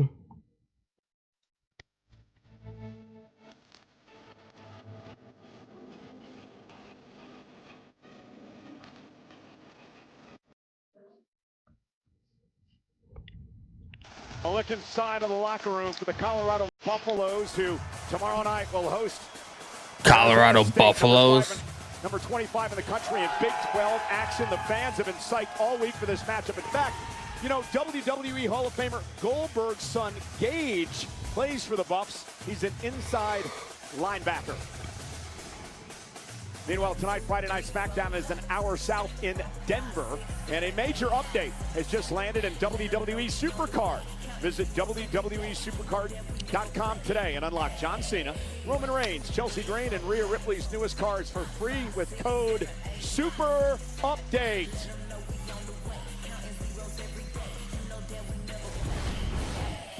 Oh, we got Ilya Dragunov backstage. Thomas Salas, man, coming in with a $2 super chat. He says, busy at work, just saying what's up. Stay blessed. I appreciate you, brother. Ilya Dragunov is fantastic. Don't you worry about Tyler. The guy who's taking that title from you is looking you dead in the eye right now.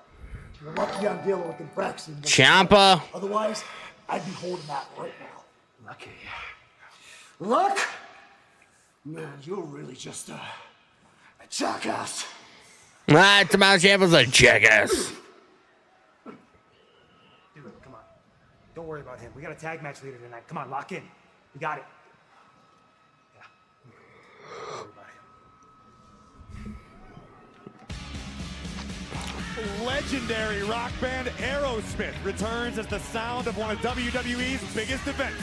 They've teamed up with 3-time Grammy-nominated rock star Youngblood on their new joint EP, One More Time, and the feature track, Back in the Saddle 2025 mix. Aerosmith and Youngblood. Song of WrestleMania 42.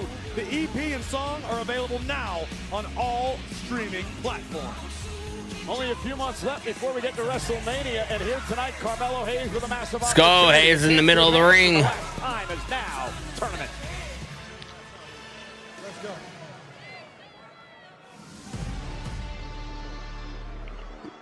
Ready for war. I'm a battle tested.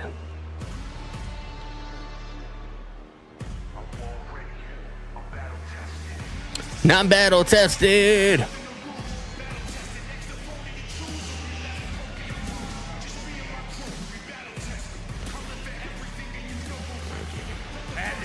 The Tribal Thief. WWE Hall of Famer, the Oracle Paul Heyman, representing the Vision from Black Forest, South Australia, weighing in at 330 pounds, Big Bronson. Big Bronson Reed.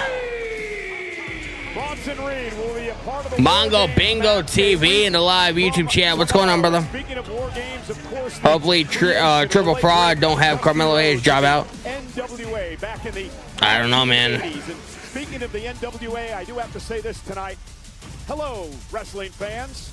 The immortal words of the legendary announcer Bob Caudle, who passed away earlier this week.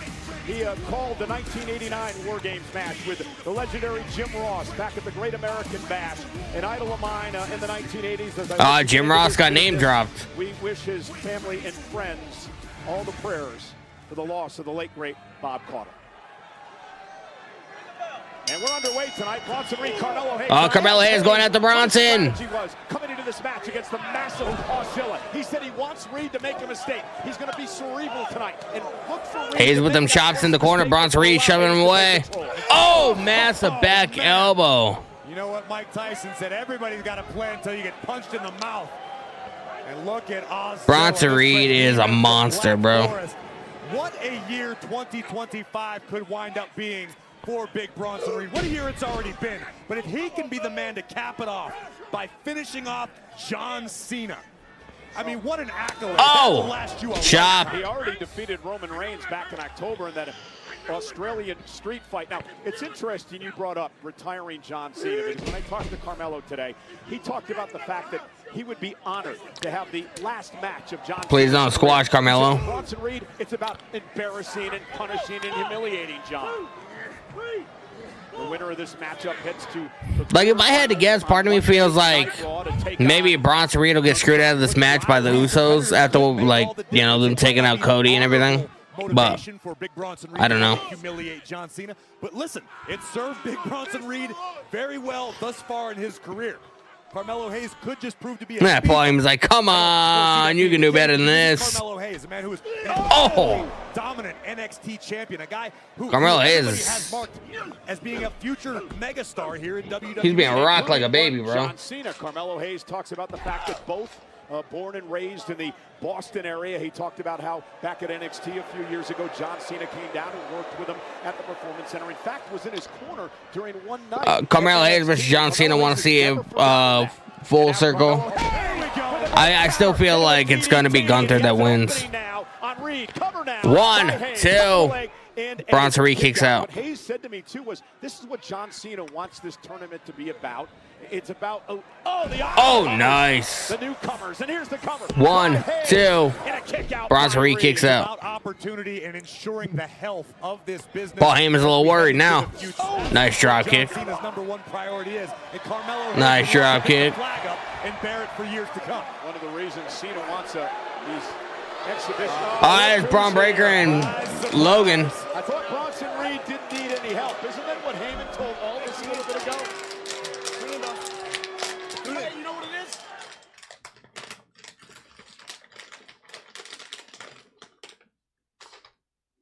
Hey, what's this guy here?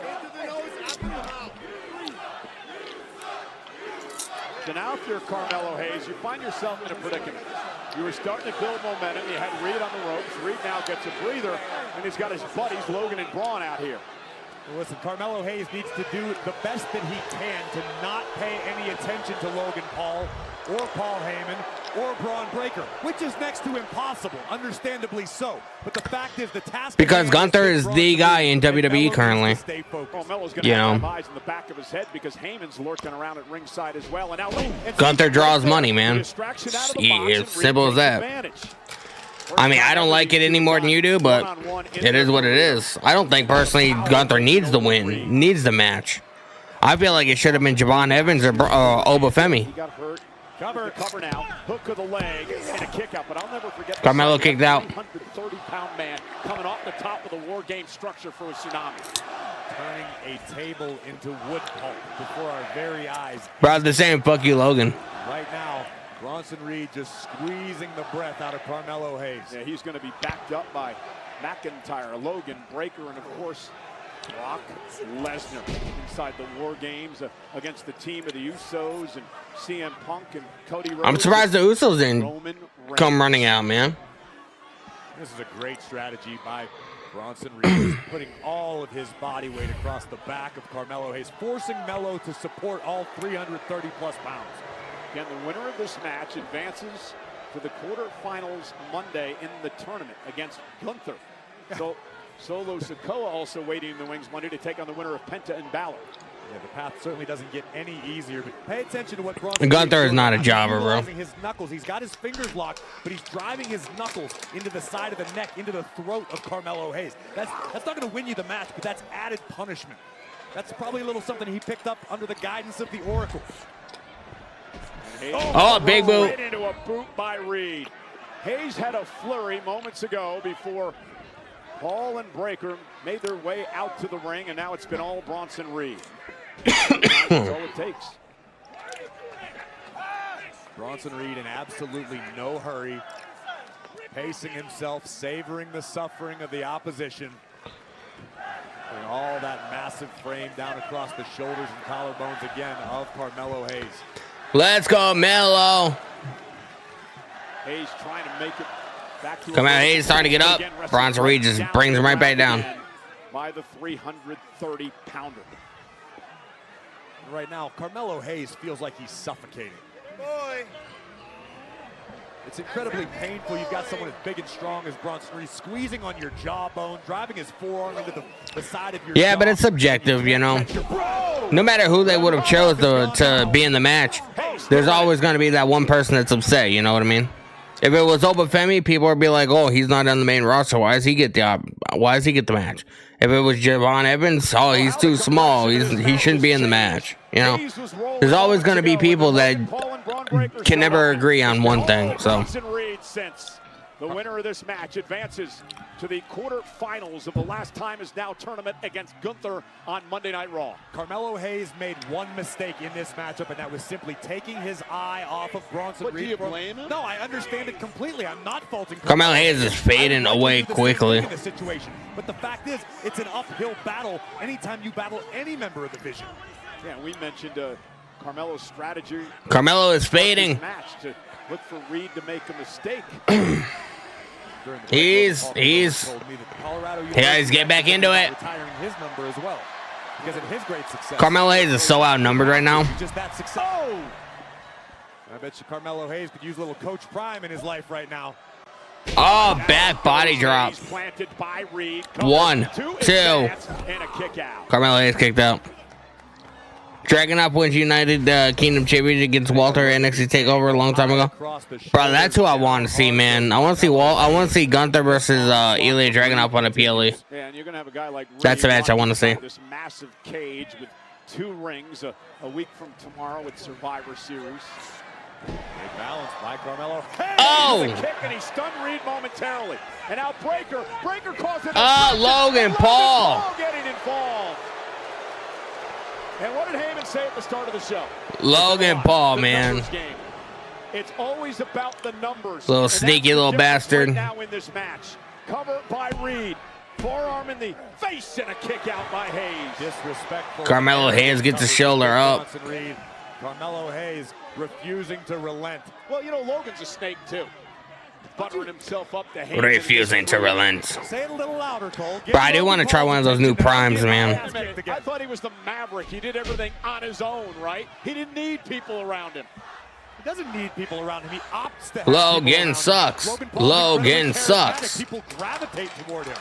Yeah, he maybe not in Denver. Oh, nobody home as Hayes rolls out of the way of the senton. Look at this. They have him here for the win to steal one, and Reed kicked out. Hayes with a step up. Step up in Zagari. David versus Goliath, and in 2025, David better have a red dot on his slingshot. Here comes Hayes. Oh, what a knee. Reed is stunned. Carmelo's got an opportunity off the second rope. Flying clothesline takes out Bronson, and Hayes. Bronson Reed getting taken out. Hayes lacks in size. He more than Carmelo Hayes getting fired up. And tenacity as Big Bronson Reed's finding out firsthand. Reed shoves Hayes away momentarily, but now he runs into a boot again. And Bronson Reed is in deep trouble here, Corey. Look at that! That leg drop off the second rope. Reed on spaghetti legs on the apron. And now it's... Oh! Down goes Reed. The big man getting taken down. Could be closing in on a win. He's going up top. Could it be time for nothing but net? Hayes, though, no, goes for the frog splash. Cover for the victory. Kick out. Bronson Reed powers out of that. Love the decision by Hayes to deliver a frog splash to maximize the impact in that tiny window. Let's take another look first at DDT, driving Reed Temple first onto the apron, and then followed immediately by a picture-perfect frog splash, full extension, high impact, but not enough to keep Goliath down. Carmelo Hayes told me earlier today, win, lose, or draw. He wanted to show out tonight, and that is what he's doing. That's all Carmelo Hayes knows how to do. And Hayes going for first 48. Bronson Reed, though, turns it around. The power, the world's strongest slam by Reed, followed up by a senton. And Mark Henry. Tsunami! Oh, baby, the waves are crashing. He's going for the tsunami. Prepare yourself. Nobody home. Hayes rolls out of harm's way. Carmelo just avoided a natural disaster and keeps his opportunity to advance alive. And keep your eye on Breaker, who was up on the steps moments ago. Our official Ryan Tran making sure he doesn't get involved again. Hayes now. But all right, Reed spills to the outside. A count-out win still will advance. And Carmelo Hayes now. Got to be careful. He's got Breaker and Paul out there. What's Hayes doing? Oh! He's taking everybody out. Melo didn't miss. Now trying to muscle the behemoth back inside the squared circle. Can Carmelo finish the job? What a night of action here tonight on Friday Night SmackDown with high stakes all around. Carmelo Hayes going up top. Carmelo Hayes looking to put Reed away. Oh! Wow! What a DDT by Hayes. Cover. Kick out by Reed. Bronson Reed gets the shoulder up, man. That's a heartbreaker for Carmelo. Take a look at this from the very top rope. Capturing Reed, driving him skull first into the canvas. but not enough for 3. He can't get frustrated here, Corey. He's got to keep it up. He's got to keep the attack. He's got Reed down. This is what Hayes wanted. You're right, but it's easier said than Carmelo done. Hayes going back up. This is what separates good from great. Can Carmelo stay the course? Can he finish the job? Hayes heading up top. Bronson Reed trying to make it back to his feet. And I thought he was going for nothing but net again. And Reed, oh my God, massive clothesline. And Reed turned Carmelo inside out, and Melo immediately grasped at his left knee upon landing. Yeah, now Carmelo. Oh, no. Oh, look at this. Want to be there. Carmelo, get off the damn barricade. Carmelo, get off the barricade. Logan's got the official distracted. Broad breaker. Oh! By the Usos. Jey Uso with a Jey and Jimmy. Logan Paul runs into Jimmy, and the fight is now on. It is mayhem at ringside, but remember, this matchup still underway. And Hayes back into the ring. Bronson Reed driving Hayes right into our announce table. Carmelo Hayes is down. Heyman now has the official cornered. Bronson Reed. This has taken the entire vision, but Carmelo Hayes is still hanging in there. Oh my goodness. Hayes in trouble outside. Cody Rhodes. Cody's here. Crossroads. Bro, this is absolutely insane, man.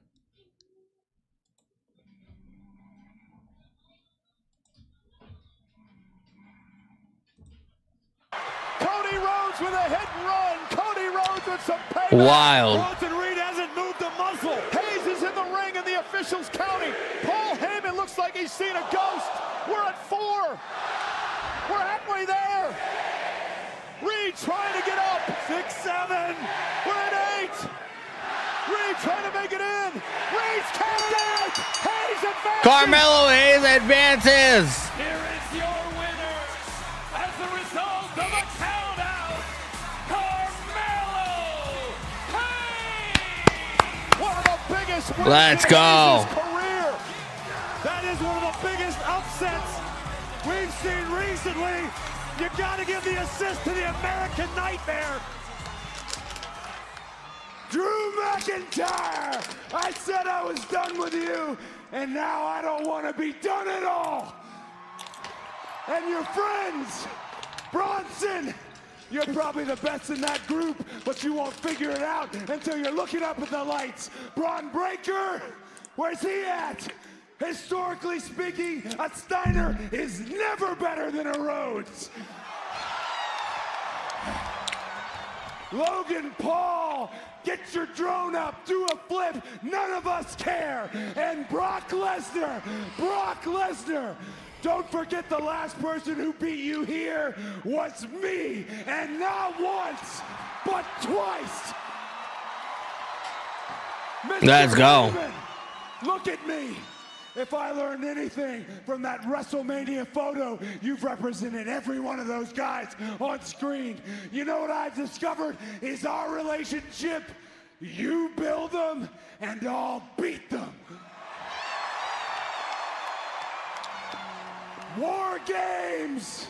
The match beyond. It's not just a match. It's my damn birthright, and I'll see you in San Diego.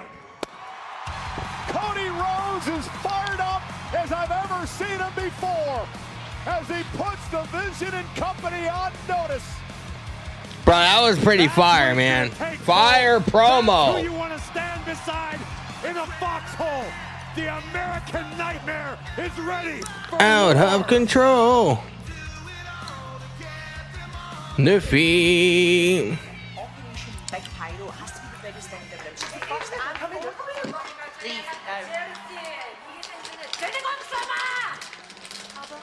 Where's Chelsea? I've been here all day doing celebrations. Never down over Chelsea's. How convenient.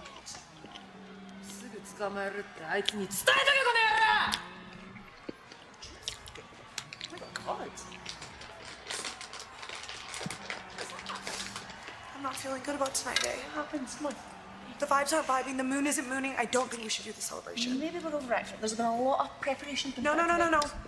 As the greatest women's champion of all time, it is my duty to make sure these fans have the perfect experience. Because I'm selfless like that. Reschedule. Okay. Oh! I rescheduled the celebration. I mean, that's what she said. You can say it again if you want. Yeah, say it again so I can show you exactly what a real champion looks like. A said it. Gotta go. Hasta luego. Smart move, Chelsea.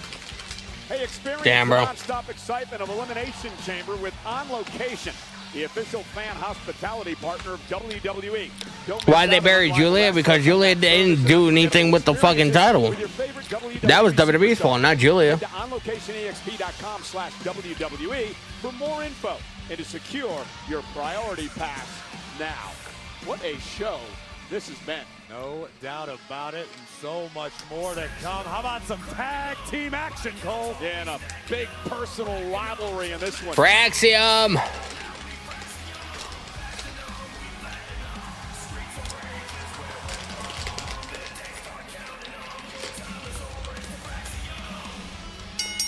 The following tag team contest is scheduled for one fall. Introducing first, Axiom, Nathan Frazier set for action. Both of these superstars have competed against Ilya Dragunov in the United States Championship. Let's go, man. In the past several weeks, but this is their wheelhouse. One of the premier. Up next, Fraxium versus DIY. With one of the most villainous, Gargano and Ciampa. DIY against Fraxium live next. Let's go, man.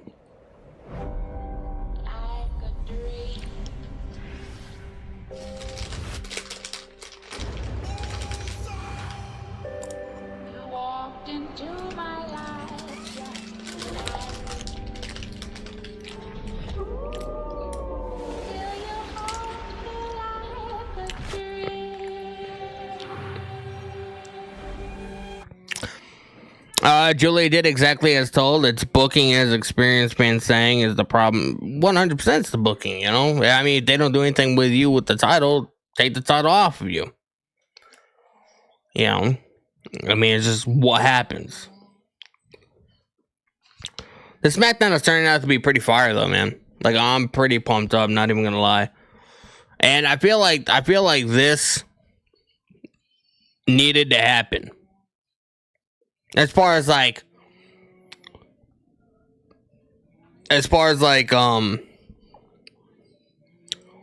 the build up, the final build up, if you will, you know what I mean, towards War Games Survivor Series, which is happening a week from tomorrow.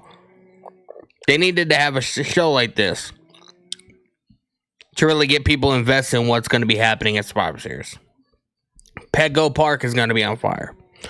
Terry in the live YouTube chat. Danny, what's up, brother? Miss you, man. Appreciate you joining the stream, my guy. Hope you are well. Roper in the live chat. The underdog story is about to begin. Oh, 100%. It's about to begin, bro. 100%. Guys, man, I appreciate you guys hanging out. If you guys have, make sure you guys hit the subscribe button with the notification bell turned on. If you guys are watching on the YouTube stream. If you guys are watching on TikTok, make sure you guys please hit that follow button. I will be posting my clips and my reactions of tonight's SmackDown episode once we get off stream this evening. And I do have a gift goal in the live chat if anybody would like to help me get there. 20, let them cook. Just pin that in the live chat if anybody would like to contribute. Appreciate you. And super chats are open as well on YouTube, man. So get those super chats in. Super chat donations are a fantastic way of supporting what I do and helping out the channel grow and prosper. So I appreciate you guys. Any surprises tonight? No, I don't think we're gonna get any surprises. I don't know what surprises we could get. I feel like the biggest surprise on the show tonight was the fact that Carmelo Hayes beat Bronson Reed. Which, at going into the show, I kind of felt was going to happen. Because why is Bronson Reed going to be concentrating on the tournament when he's also going to be concentrating on War Games? You know what I mean? And I like the way they did it.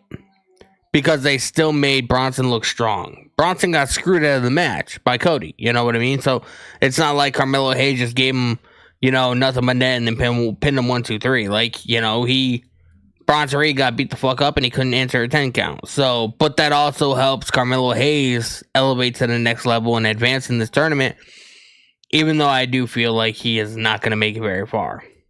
So, WWE has yet to show us a bracket of what the next couple of matches look like. So hopefully we get a bracket very soon. I don't know why they haven't showed us a bracket yet, but hopefully it happens soon. Who do I got winning the tournament? I actually would not mind John Cena versus Carmelo Hayes. But like if I'm gonna be realistic about it, I feel like it's gonna be Gunther.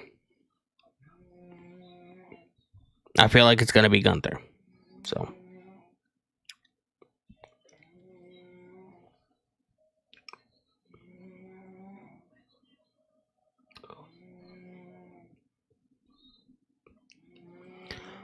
yeah, like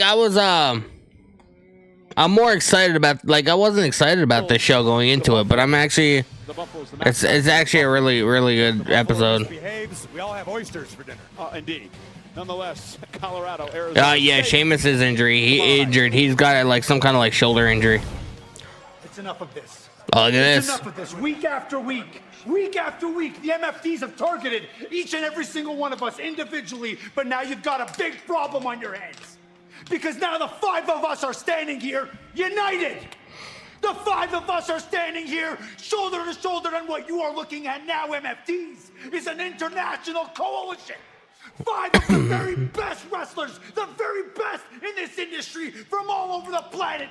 You've got one of the best From all over the planet. in the United States of America over the last 2 decades, the Motor City Machine Guns. Tell them, Guns. Well, you mess with him, we've known him a long time. You mess with all of us. Tell him, Saban. That's right. Hey, we may not be a part of the same family tree, but no matter what happens, we're brothers, we battle together, and we have each other's backs, right? MFTs, you made a big mistake because you lit a fire under the king of strong style, Shinsuke Nakamura. MFT, 俺たちに喧嘩を売られてな、お前ら人生最大の過ちだ。That's right, and Ray Phoenix, one of the best luchadors to come out of Mexico in the last decade. Órale, talk to them. Mira. El mejor equipo de 5 en toda la historia de WWE. ¡Estamos listos! Hello, MFTs, this ends once and for all. Next week, Thanksgiving tradition. 5-on-5 Survivor Series elimination match, MFTs. You are going down! Yeah! Here we go! Yeah, brother. You can Let's see the go, fire man. in the eyes of Team Sammy with good reason. On the eve of Survivor Series, we're kicking it old On the school eve of with a Survivor traditional Series. Survivor Series elimination match as Team Sammy, Zayn, Nakamura, Phoenix, and the Motor City Machine Guns join forces to battle Team MFT, Solo Sikoa, Tama Tonga, JC Mateo, Tonga Loa, and Tala Tonga. It all goes down Tala next Friday, Tonga. right here on SmackDown. Tonight, a traditional tag team matchup. This will be a good one. Fraxium set for action. Fraxium.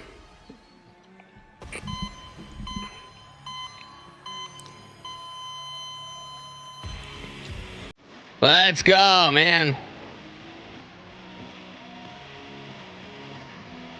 They got their music back.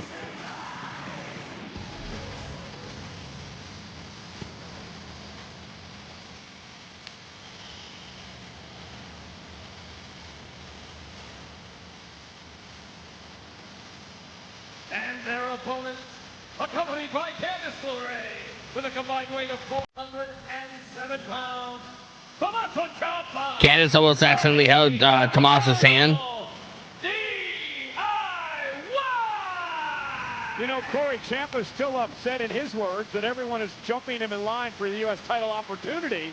Well, he took out that frustration on both Frazier and Axiom in recent weeks. Yeah, last week Immediately following Nathan Frazier not messing around, bro. challenge, Ciampa would lay waste to both members of Fraxium. The frustration of Ciampa has boiled over, has become a big-time problem. Yeah, Fraxium, former two-time NXT tag Nathan Frazier taking it to Tommaso. Axiom tagged in. Former tag champs in their own right. And here comes Axiom, the high flyer. Tell me about this team of Fraxium. Oh, DDT. Oh, here's Johnny Gargano. For one another, they understood that perhaps as a tag team, as a tandem, they could find more. Fraxium is like one of the best tag teams right now, bro. I think the future is very bright for Frazier. Tope Associated taking out Tommaso. Loves to fly, as does Suicide dive by Axiom. Frazier brings next level speed to the ring. I challenge you to find anyone that moves around the ring like a bullet. Quite the way Frazier does. Oh my God. Axiom, when it comes to preparation and strategy, is on a whole. Bro, it looked like Axiom landed right on his back.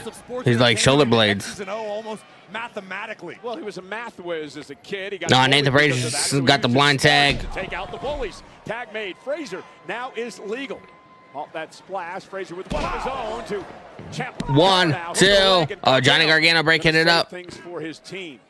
You know, Fraxium actually knocked off DI Axiom thrown out of the ring earlier this year. They were also part of that great TLC match back at Summer. Johnny Gargano tagged in. Puts you in position to maybe one day take on the Wyatt Six. Oh! Absolutely. The entire tag team division here on SmackDown wide open. Every duo wants to be the next to step up to the Wyatt Six. Could it be DIY? Next to the Wyatt Six. Could it be Fraxium? Certainly. Time will tell. And the result of time will tell. One of these teams' favor. Johnny Gargano loves to pat himself on the back, as does Johnny's wife, who's at ringside, Candace. Nathan Frazier with the shot to the midsection of Johnny Gargano. Axiom tagged in. By Axiom. Like a modern day Barry Horowitz. Up and over goes. Oh, Axiom, right in the jaw. For his troubles. Keep your eyes on Ciampa on the outside. And into the steps. DIY. Congratulating themselves. DIY are in the driver's seat. Celtic still in the live YouTube chat. Sami Zayn should have been world champion. Yet I saw an interview with Kevin Owens, both saying they don't want to be, but help others look strong. Yeah, it's next to impossible to keep the pace with Fraxium, as we were talking before. Nathan Frazier. Sami Zayn was a great Intercontinental champion. The same has to be said for Axiom. Axiom also extremely well versed in submission grappling, a well-rounded competitor. Tag is made to Tommaso Ciampa. He is the X factor of DIY. Johnny Gargano is a technical DIY stopping away at Axiom. That really, he takes the mentality of both members of the team to the next. Well, you could say it a little classier. Okay, than he's that. Despicable. You were calling him a jackass. He's despicable. Actually, you said it, and then you got scared because you thought he was behind you. Oh, kick right to the face of Axiom. True. Nathan Frazier still on the outside. Ciampa was once referred to as the Blackheart. This man is as nasty as they come, as you see there. You know, Ciampa does get himself in trouble sometimes. The Blackhearts. To take over. Absolutely, and once in a while, you'll see Ciampa's emotions force him into making a mistake. And that's what Fraxium has to be on the lookout for tonight. Well, Ciampa also letting his emotions get the best of him in this quest to finally get a shot at Dragunov in the U.S. title. Wait. How can you put the blame on Tommaso Ciampa? How many superstars over the last decade or so have... Chop to Tommaso. Axiom starting to fight back. They get the opportunity that was promised. Yet for some reason, Dragunov is playing a game with Tommaso Ciampa. He may be playing a game, but Ciampa has not been quick enough to get out here to take on Dragunov. Cover here. 1, 2. What would you like Ciampa to do? Sleep in the ring?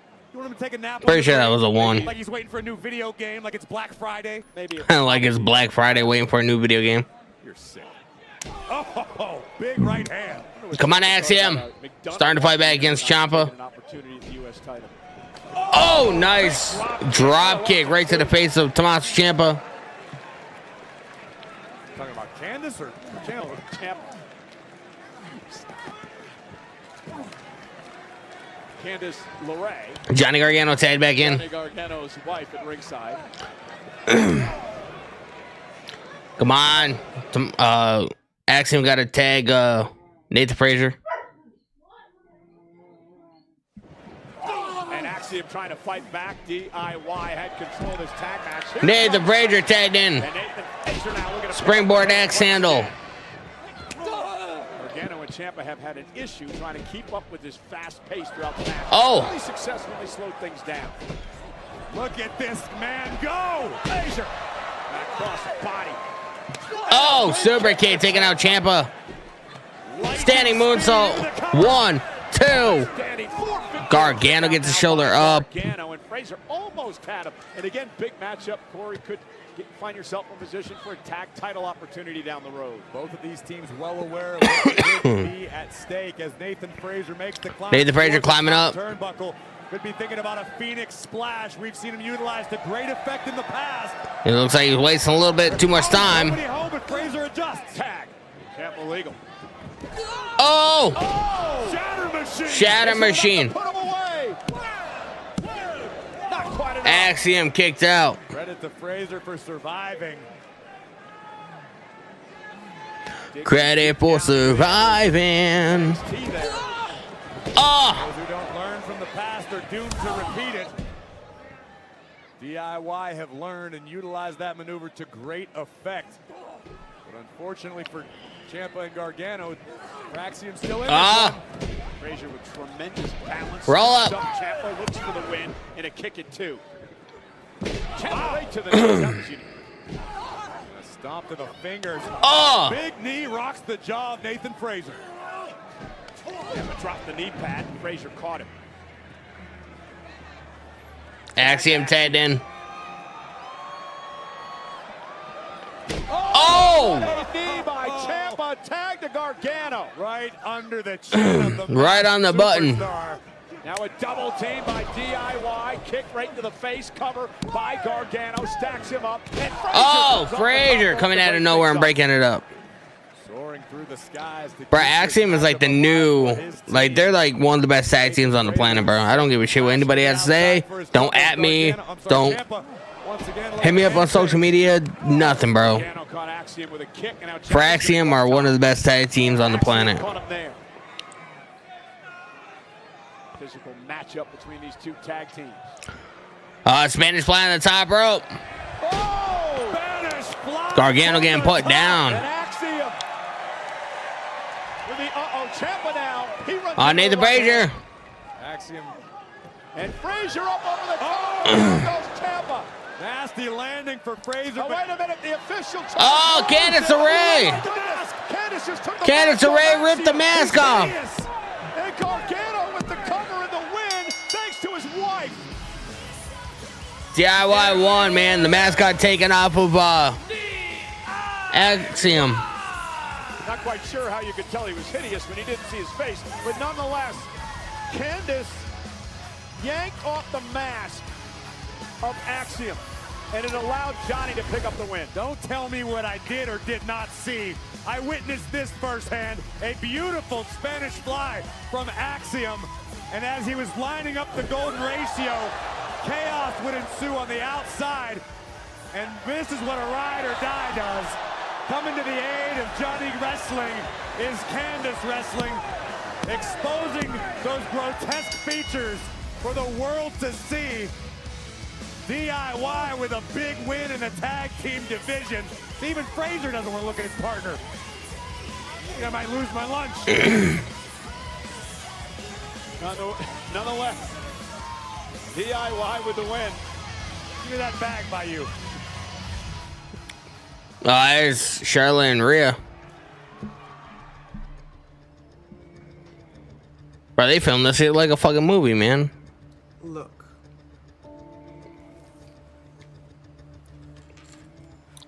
Whatever went down between us, it was to prove who was the best.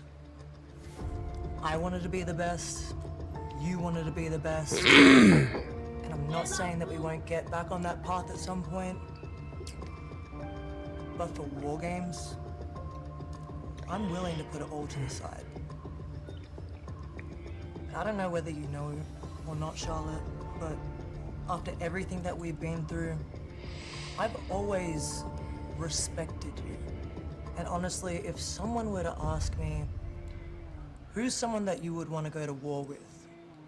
who's someone that you would stand there side by side with, I'd say Charlotte Flair.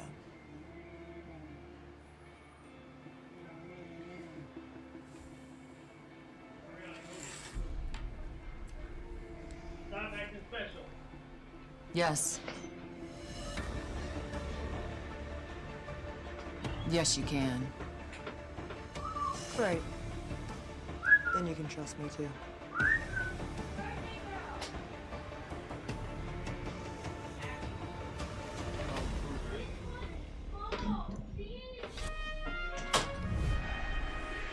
Thank you, Cena.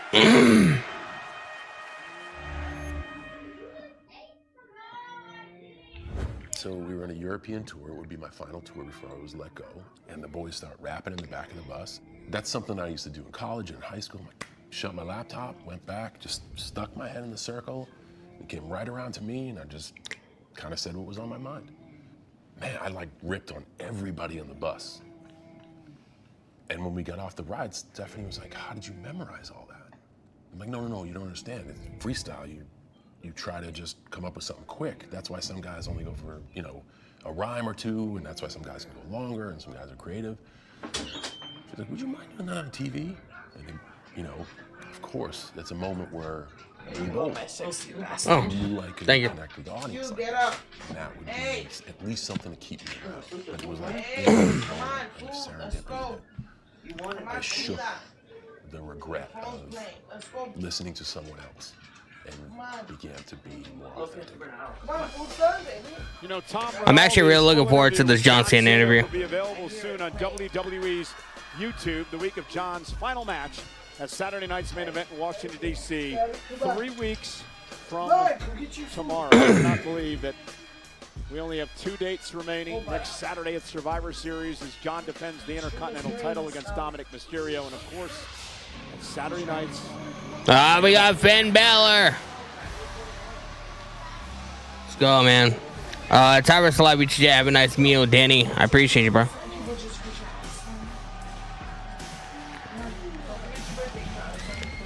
We got Finn Balor taking on Penta, and the last time is now tournament. The following is the last time is now tournament match.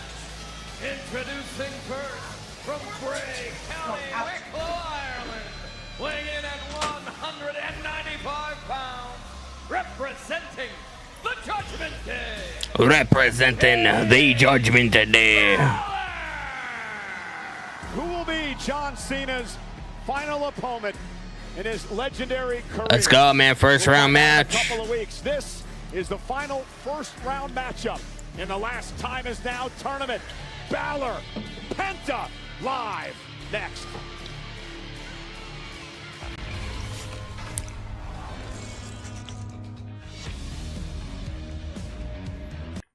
We had a commercial break, man.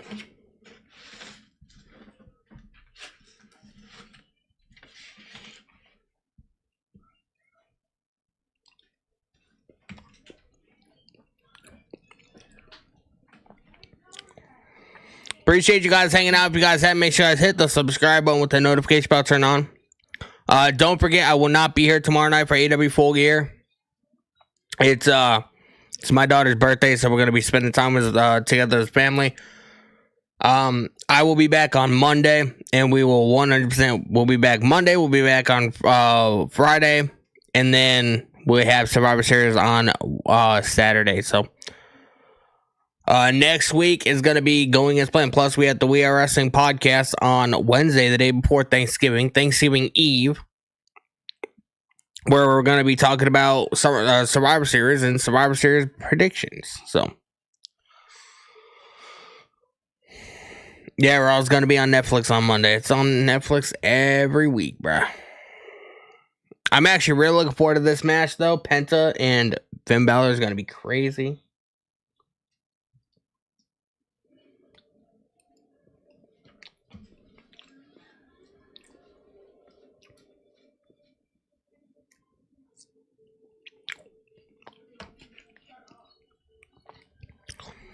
Can't wait to see Donnie's vlog.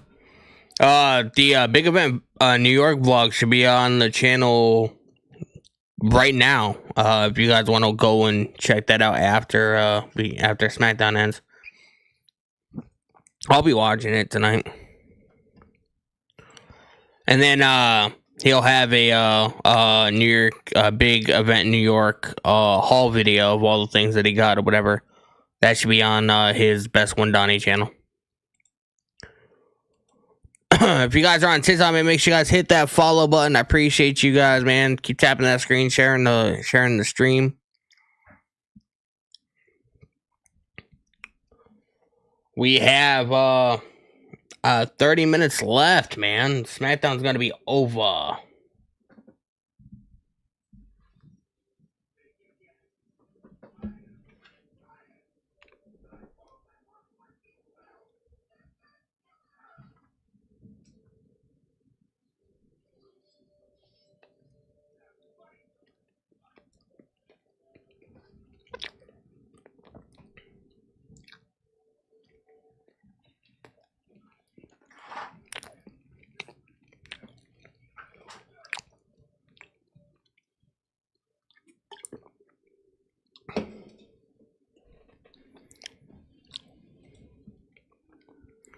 We have a minute left, and then we're going to be getting back into the show.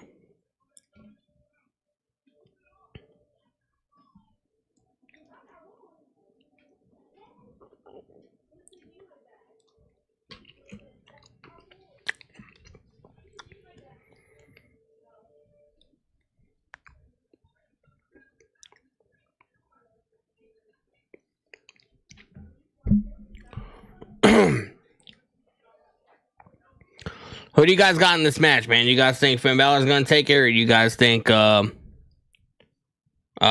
gonna get it?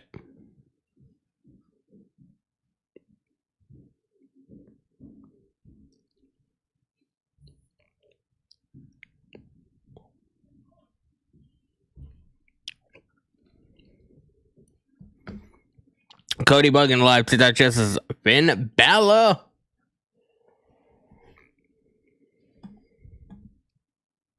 Remember when they first came out in 1984? The LJN Superstar figures. They're back, starring the legendary Hulk Hogan, John Cena, Dusty Rhodes, and Logan Paul. And they're returning in stores exclusively at Target starting next Friday. Look at these things. Look at these. You know, I wish they had a Logan Paul figure when I was a kid. My dad insisted on bringing me SD Jones. Well, that's irrelevant, all right? It's my game. I can play it my way. We're trying to do that. Yeah, thanks, Cole. These things are a lot of fun. They are. They're awesome. Go back to my childhood. Let's get back to action. Finn Balor set for the final first round. Both Finn and Penta are amazing. The point is the winner might lose bad to Gunther. A year old when these came out. Still have most of them. It's wise beyond my years, Cole. It's a prodigy.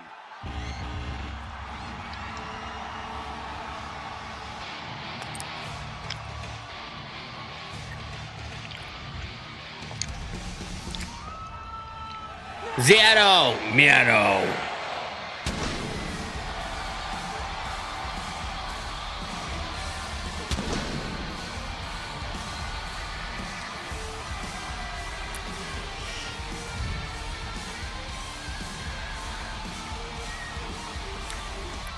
Bro, this guy's got aura for days, man.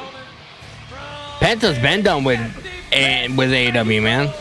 So is Ray Phoenix.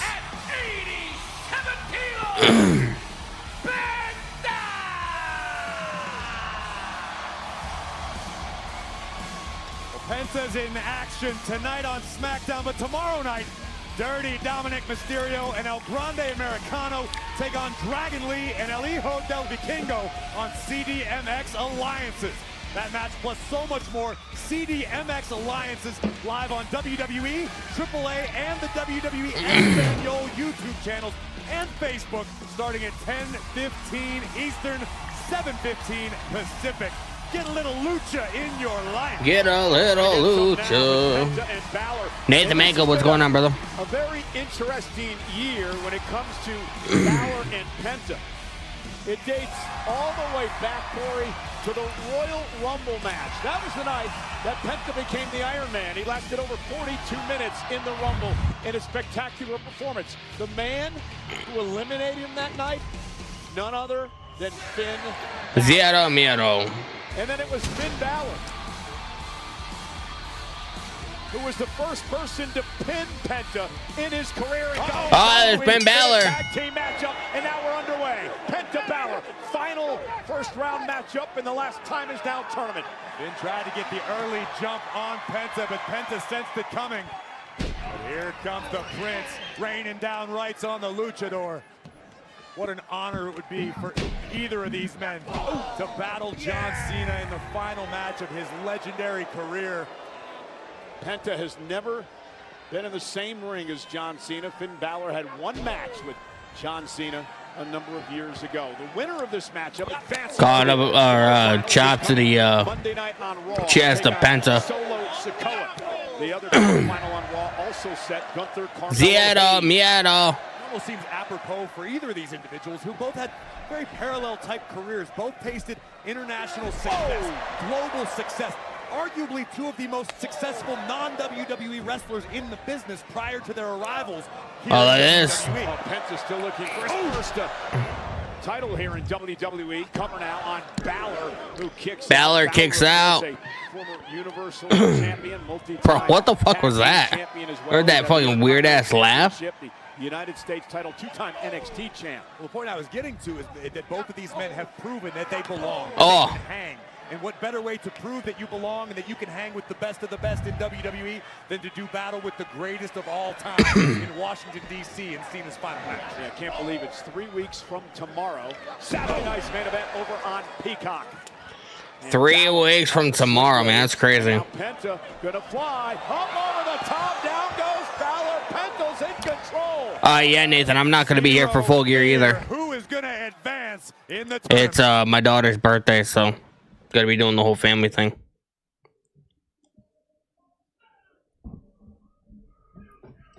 So. Yeah, these guys know each other so well. Early on in the year, battled each other on a number of occasions. Penta, of course, had a lot of problems with the Judgment Day. Judgment Day. Along with Dominic Mysterio and El Grande Americano, who you mentioned earlier. Well, I think Finn Balor is one of the few superstars who didn't necessarily show Penta any respect upon Penta. Oh! To my point earlier, Penta came in with a lot of hype behind him.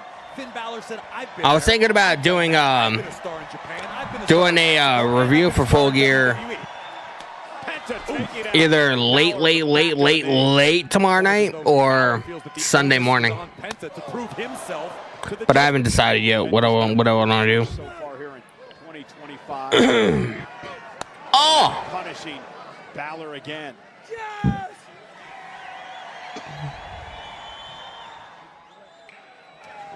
And Finn will send Penta across the ring into the corner, and Penta with a kick to the midsection. You see, Balor took a moment to grasp at his leg. That could have cost him. We could be moments away from a destroyer. Oh! Balor able to turn that. Balor reversed it into a back body drop. Balor buys himself some time to take over in this match. Balor's a superstar who, while comfortable pushing the pace of a matchup, isn't afraid to slow things down. Balor's a world-class grappler, and Finn does not make mistakes. Every movement is so deliberate, so precise. This is also a big match for the Judgment Day, Corey, of fallen on some hard times as of late. Dominic losing the Intercontinental Championship. McDonough losing his tournament match earlier tonight. Raquel Rodriguez with issues with Stephanie Vaquera. It goes on and on. Oh, but you neglected Side Russian leg sweep. 1, 2.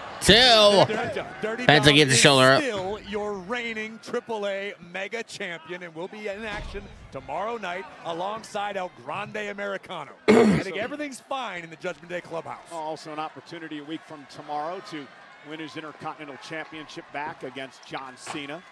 Dom's hometown of San Diego. I think they should rename the Padres the Sucios after Dirty Dom, San Diego's favorite son.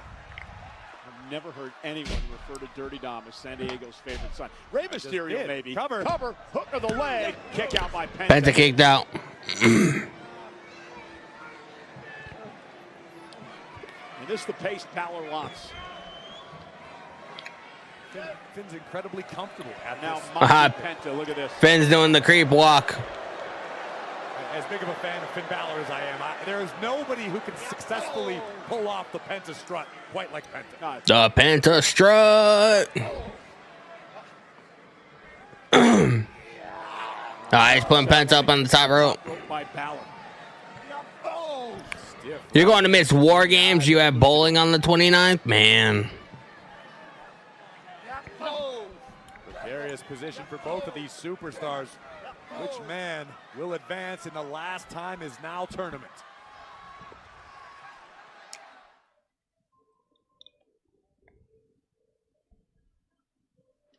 Penta, Balor up on the top rope. One of these men will advance into the quarterfinals of the last time is now tournament. As we work our way to decide. Nice crossbody. Final opponent will be 3 weeks from tomorrow. Saturday night's main event, Washington, D.C. A desperation crossbody from Penta. Flattened Balor for the moment. Both men are down. Critical point in this match. Balor's done a nice job. 5.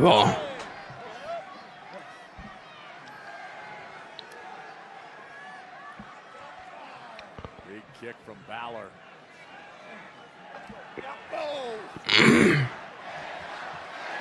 Penta, Penta, Penta. 11,000 plus here tonight in Denver. Nice clothesline. Nice clothesline. Build some steam. Balor lands on his feet. Oh! Penta. Nice. Balor gonna Nice. first into the turnbuckle. Super kick to the back of the head. Penta to advance and a Finn kick Balor out. gets the shoulder up.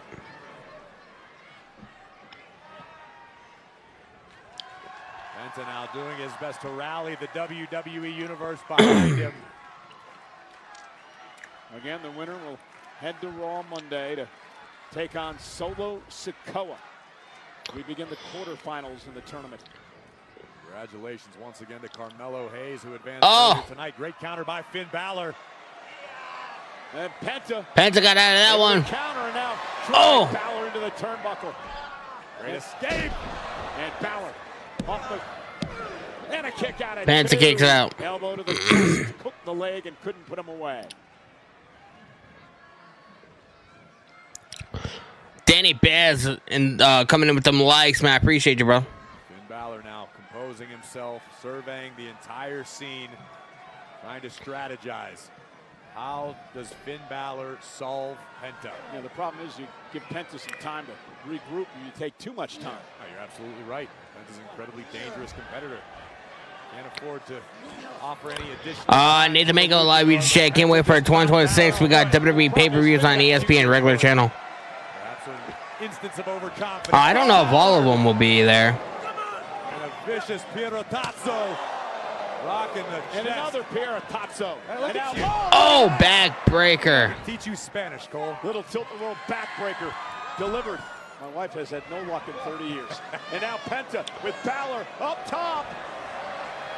Down goes Finn Balor. Both men down. Penta looking to capitalize. Covered 2. out. And Balor gets the Balor gets the shoulder up. Take another almost a modification on a muscle buster from Penta. Muscle buster. Wasn't quite enough to finish the task. Jam-packed here tonight in Denver. Nearly 12,000 for Friday Night SmackDown final first round matchup. And the last time is now tournament. Uh-oh, Cole. We know what comes next. Time for a sacrifice. I think I tore my rotator cuff just watching that. And look at this. Balor, though, able to roll. 1, Penta 2. with a steel win and a kick Penta out kicks by out. That too. Sling blade by Balor. Sent Penta to the corner. And Finn Balor setting up for the coup de grace. Coup de grace. Balor going up. Coup de grace. Penta moved. I don't know how that doesn't fuck up your ankles. There it is. And another near fall. Penta driver. Balor kicked out. The pump handle into a driver. Look at this from Penta. Dumping Balor high on his shoulders, on the base of his neck. That was nuts, man. Able to survive. Penta with the best. I don't know how. Balor, Let's go, Penta. Let's go. and Penta driven into the corner. Oh, Mexican Destroyer. Cover. Penta advances. Penta advances. He beats Finn Balor. Here is your winner,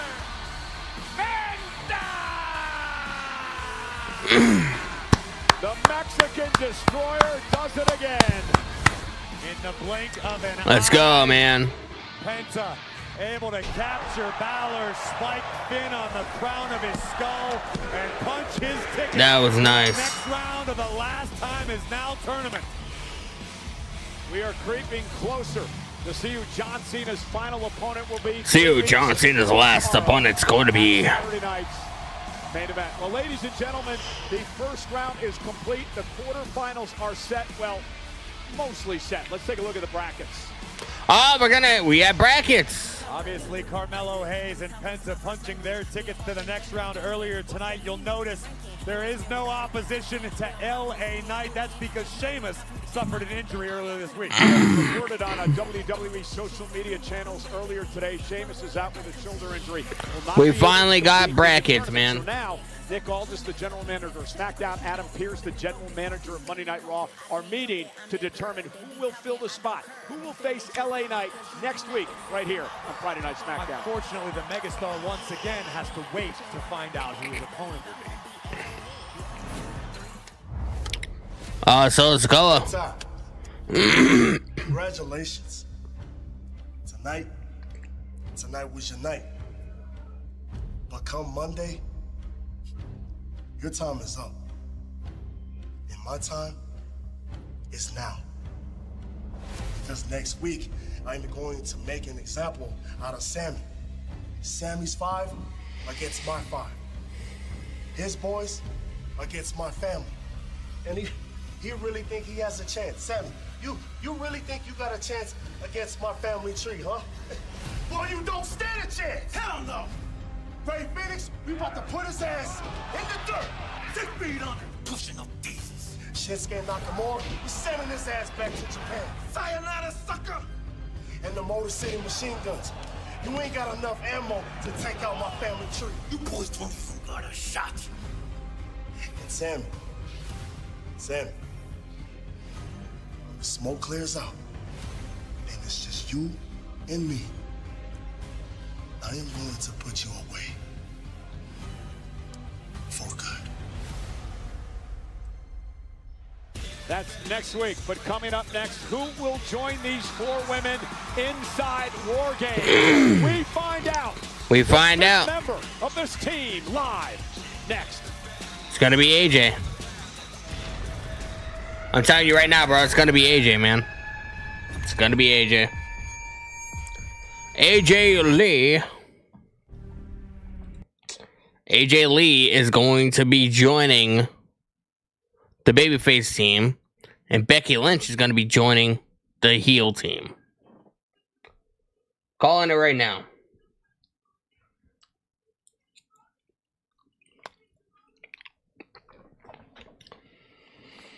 Matthew Plaguemeyer in the live beach chat. I think it's Gunther is going to be the winner for the times now. And that's why I think Gunther is going to be going all the way.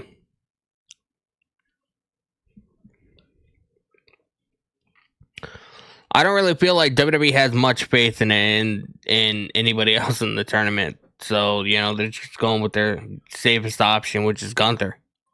Gunther retired Goldberg, and now he's going to be retiring John Cena. So, they're strapping a fucking rocket on the guy. Austria is going to be proud. Tyrus Alive chat. Dolph was right to put over Solo to hype up against Sammy's team. It's sad to see Ziggler go like that, but it's not about his time anymore. And Ziggs moved on. It was a phenomenal match, though. Yeah, it was good seeing Ziggler back in the ring. It was good to see Zack Ryder in the ring, even though I kind of wish it was Matt Cardona. I said this on the podcast yesterday. Like, I feel like Cardona, he worked so hard to get out of that Zack Ryder stereotype and to build equity with his name since he left in 2020. I just kind of wish they would have given him that shot as himself. You know what I mean? Because how Zack Ryder wrestled LA Knight, that's not how Matt Cardona wrestles. Like, that was complete. Like, you can definitely tell he sort of went into that space in his mind or whatever and tapped into whatever's left of Zack Ryder up here. You know what I mean? So, I kind of wish we saw Matt Cardona instead of Zack Ryder, but I understand, you know, the last time that the WWE audience saw Cardona was as Zack Ryder. I guarantee you a majority of them that were in MSG, they didn't know what happened to him. They don't know that he's wrestling on the indies, like, you know what I mean? A very small group of people actually like follow wrestling as hardcore as, you know, me and you guys, you know what I mean?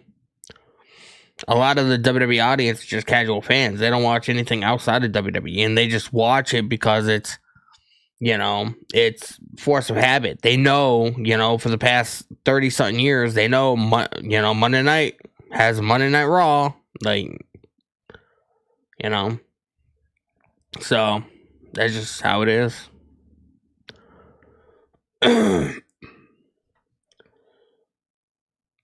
Roper in the live TikTok chat. What's going on, brother? SmackDown been good, man. I'm actually really surprised. Tonight has really surprised me. Like, I didn't expect much going into the show, man. Like, I really didn't. I mean, not that one can really blame me because of the fucking mediocre shit we've been getting the last, you know, couple months or whatever. But tonight really surprised me, and I feel like they're doing a really good job at building up towards War Games and Survivor Series.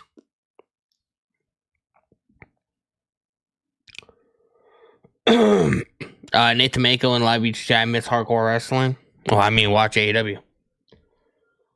If you want hardcore wrestling, man, it's AEW is for you. AEW is for you.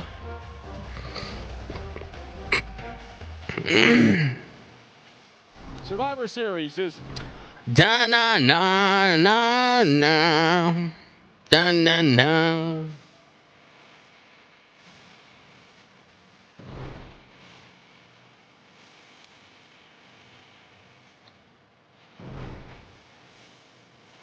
I'd like to see Ralphie compete against the real Buffalo.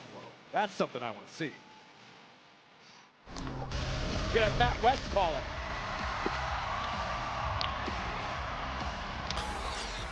Damn, who's LA Knight's next mystery opponent? I have no idea.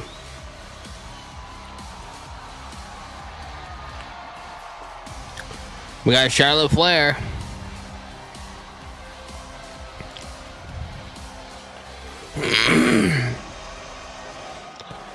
Alexa Bliss. Ozzy R.I.P. King. Ozzy Osbourne is great, man.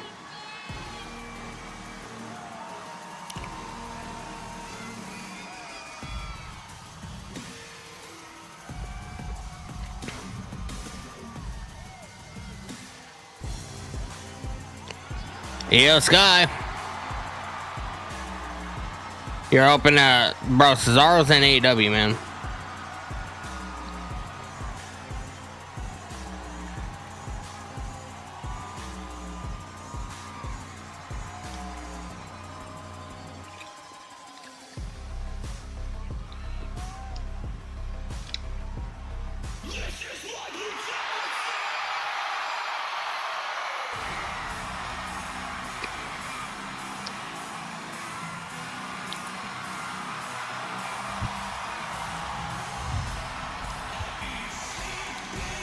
The demons in your dreams. Bro, she didn't have that face covering backstage when her and Charlotte were talking. She put it on to come out here, you know some shit's about to go down. Ladies and gentlemen, please welcome Charlotte Flair, Alexa Bliss, Io Sky, and Rhea Ripley. There are 4. One spot remains on their team They're like in some kind of like weird ass relationship, bro. Rhea Ripley's holding on to EO, and fucking Alexa Bliss is being held on by Charlotte. Charlotte Flair and Rhea Ripley have agreed to coexist in War Games. No more Or die. My brutality, the demon in your dreams. Number 5 is these four are two different duos right now. Rhea and EO get along well. Bliss and Charlotte. The only question is, who's going to be the captain of this team? Is it going to be Charlotte or is it going to be Rhea? You don't have a chance in hell. It's about survival, though, Corey. You need everybody on the same page to survive that ominous structure. A massive cage surrounding 2 rings. Oh, it's going to be amazing to watch regardless. I'm just saying, I don't like this team's chances.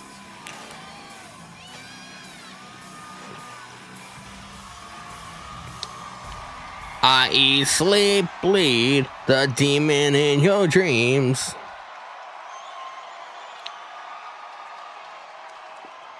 Let's go, man.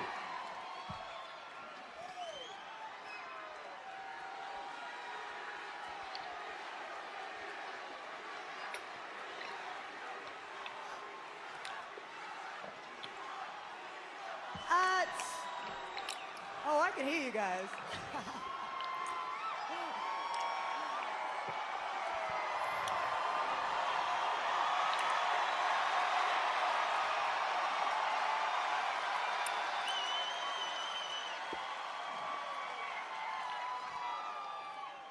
At this gym, the Kabuki Warriors, Naya and Lash, they didn't realize that we were as united as we were.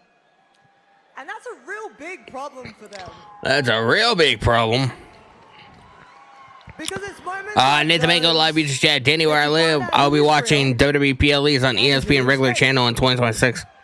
I know they're going to be airing some PLEs. I don't know if it's like the entire calendar year though. I don't know if it's just like, you know, like SummerSlam, Survivor Series, WrestleMania, Rumble, like a lot of the bigger ones. I'm not quite sure. People like my friend over here, EO Sky. EO Sky. Someone who is as skilled as they are dangerous. And I know if anything were to go down, she would be the first one to come in swinging.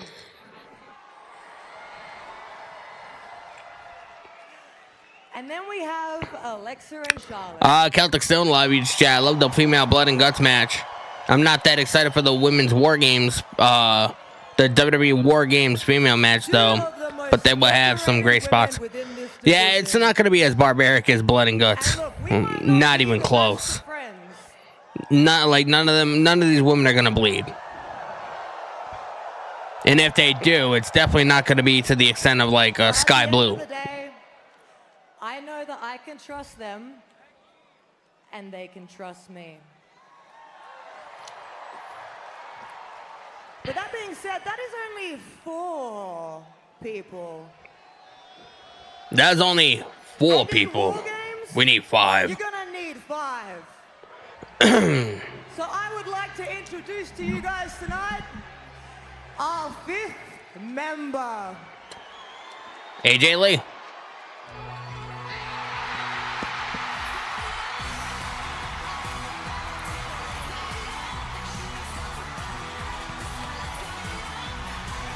Oh, look at this! AJ Lee, the 5th member. But as she waltzes out here, there's a problem inside the ring because Nia Jax and company have attacked. They being attacked. Oh! Becky Lynch! I told you, man, it's gonna be AJ and Becky. AJ cost Becky the Intercontinental title. AJ and Becky, man. One of the biggest upsets ever beat Lynch Monday night. Becky's been unraveling since. The babyface team is getting demolished. AJ Lee is here. She is. Oh. Taking out EO Sky. Charlotte, Alexa, Rhea, and EO are ambushed, assaulted. Rhea's getting back up. Fight back in this thing. It just makes my point valid, Cole.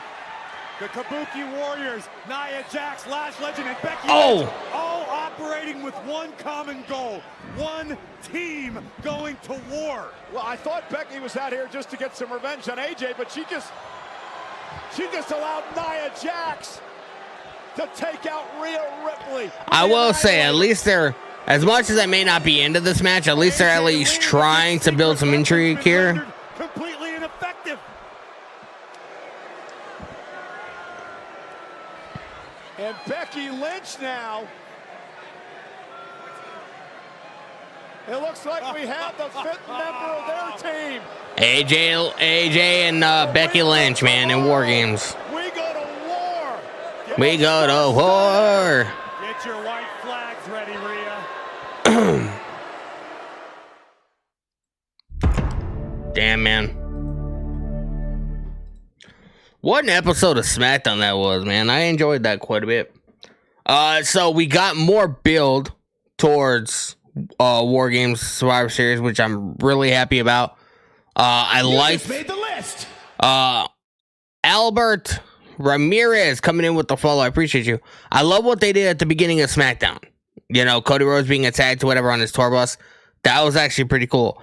It was a different opening than what we usually get. You know, we usually start off, you know, Raw and SmackDown with like, you know, like superstars with the entrance, like walking into the building, and then we get like a drone shot of the skyline or whatever. It was a little bit different, you know what I mean?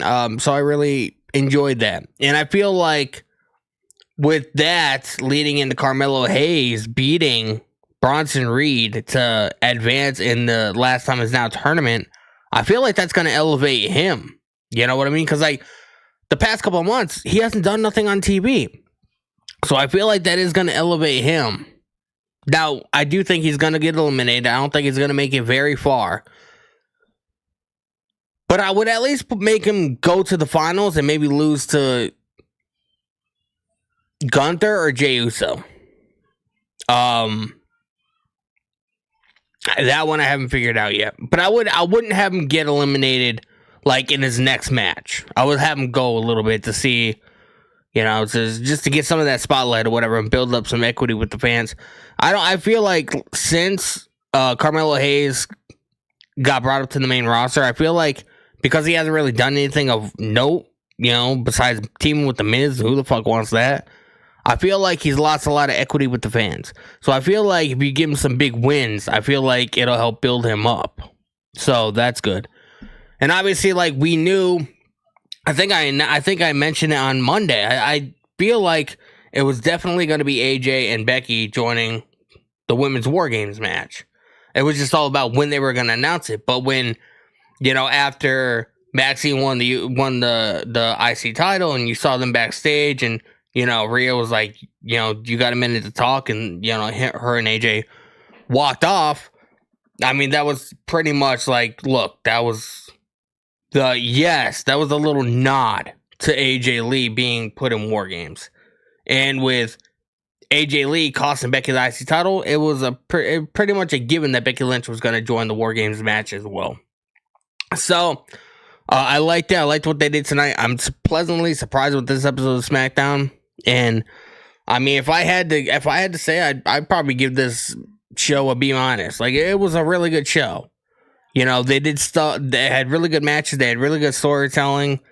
You know, and they built up interest in what's going to be happening at Survivor Series next weekend. So, I appreciate you guys, man. Tonight's SmackDown was pretty cool. Let me know your thoughts in the comment section. If you guys are on TikTok, make sure you guys hit that follow button. I will be posting my clips and my reactions of tonight's episode of SmackDown on my TikTok and my Instagram in a little bit. So make sure you guys hit the follow button. And I will see you guys. I will not be live tomorrow because it's my daughter's birthday. So we're going to just be hanging out with the family and going out to eat and doing that whole thing. So next time you guys see me live, we'll be on Monday for Monday Night Raw. And then we're going to be in the stretch to War Games next Saturday. So I appreciate you guys. Have a great Full Gear Saturday. And I'll see you guys right back here on Monday. So make sure you guys follow. I appreciate you guys. Twitch, Kick, YouTube, man. I appreciate you guys so much. You guys always come in clutch whenever I go live. And I very much appreciate that. You guys are goated, man.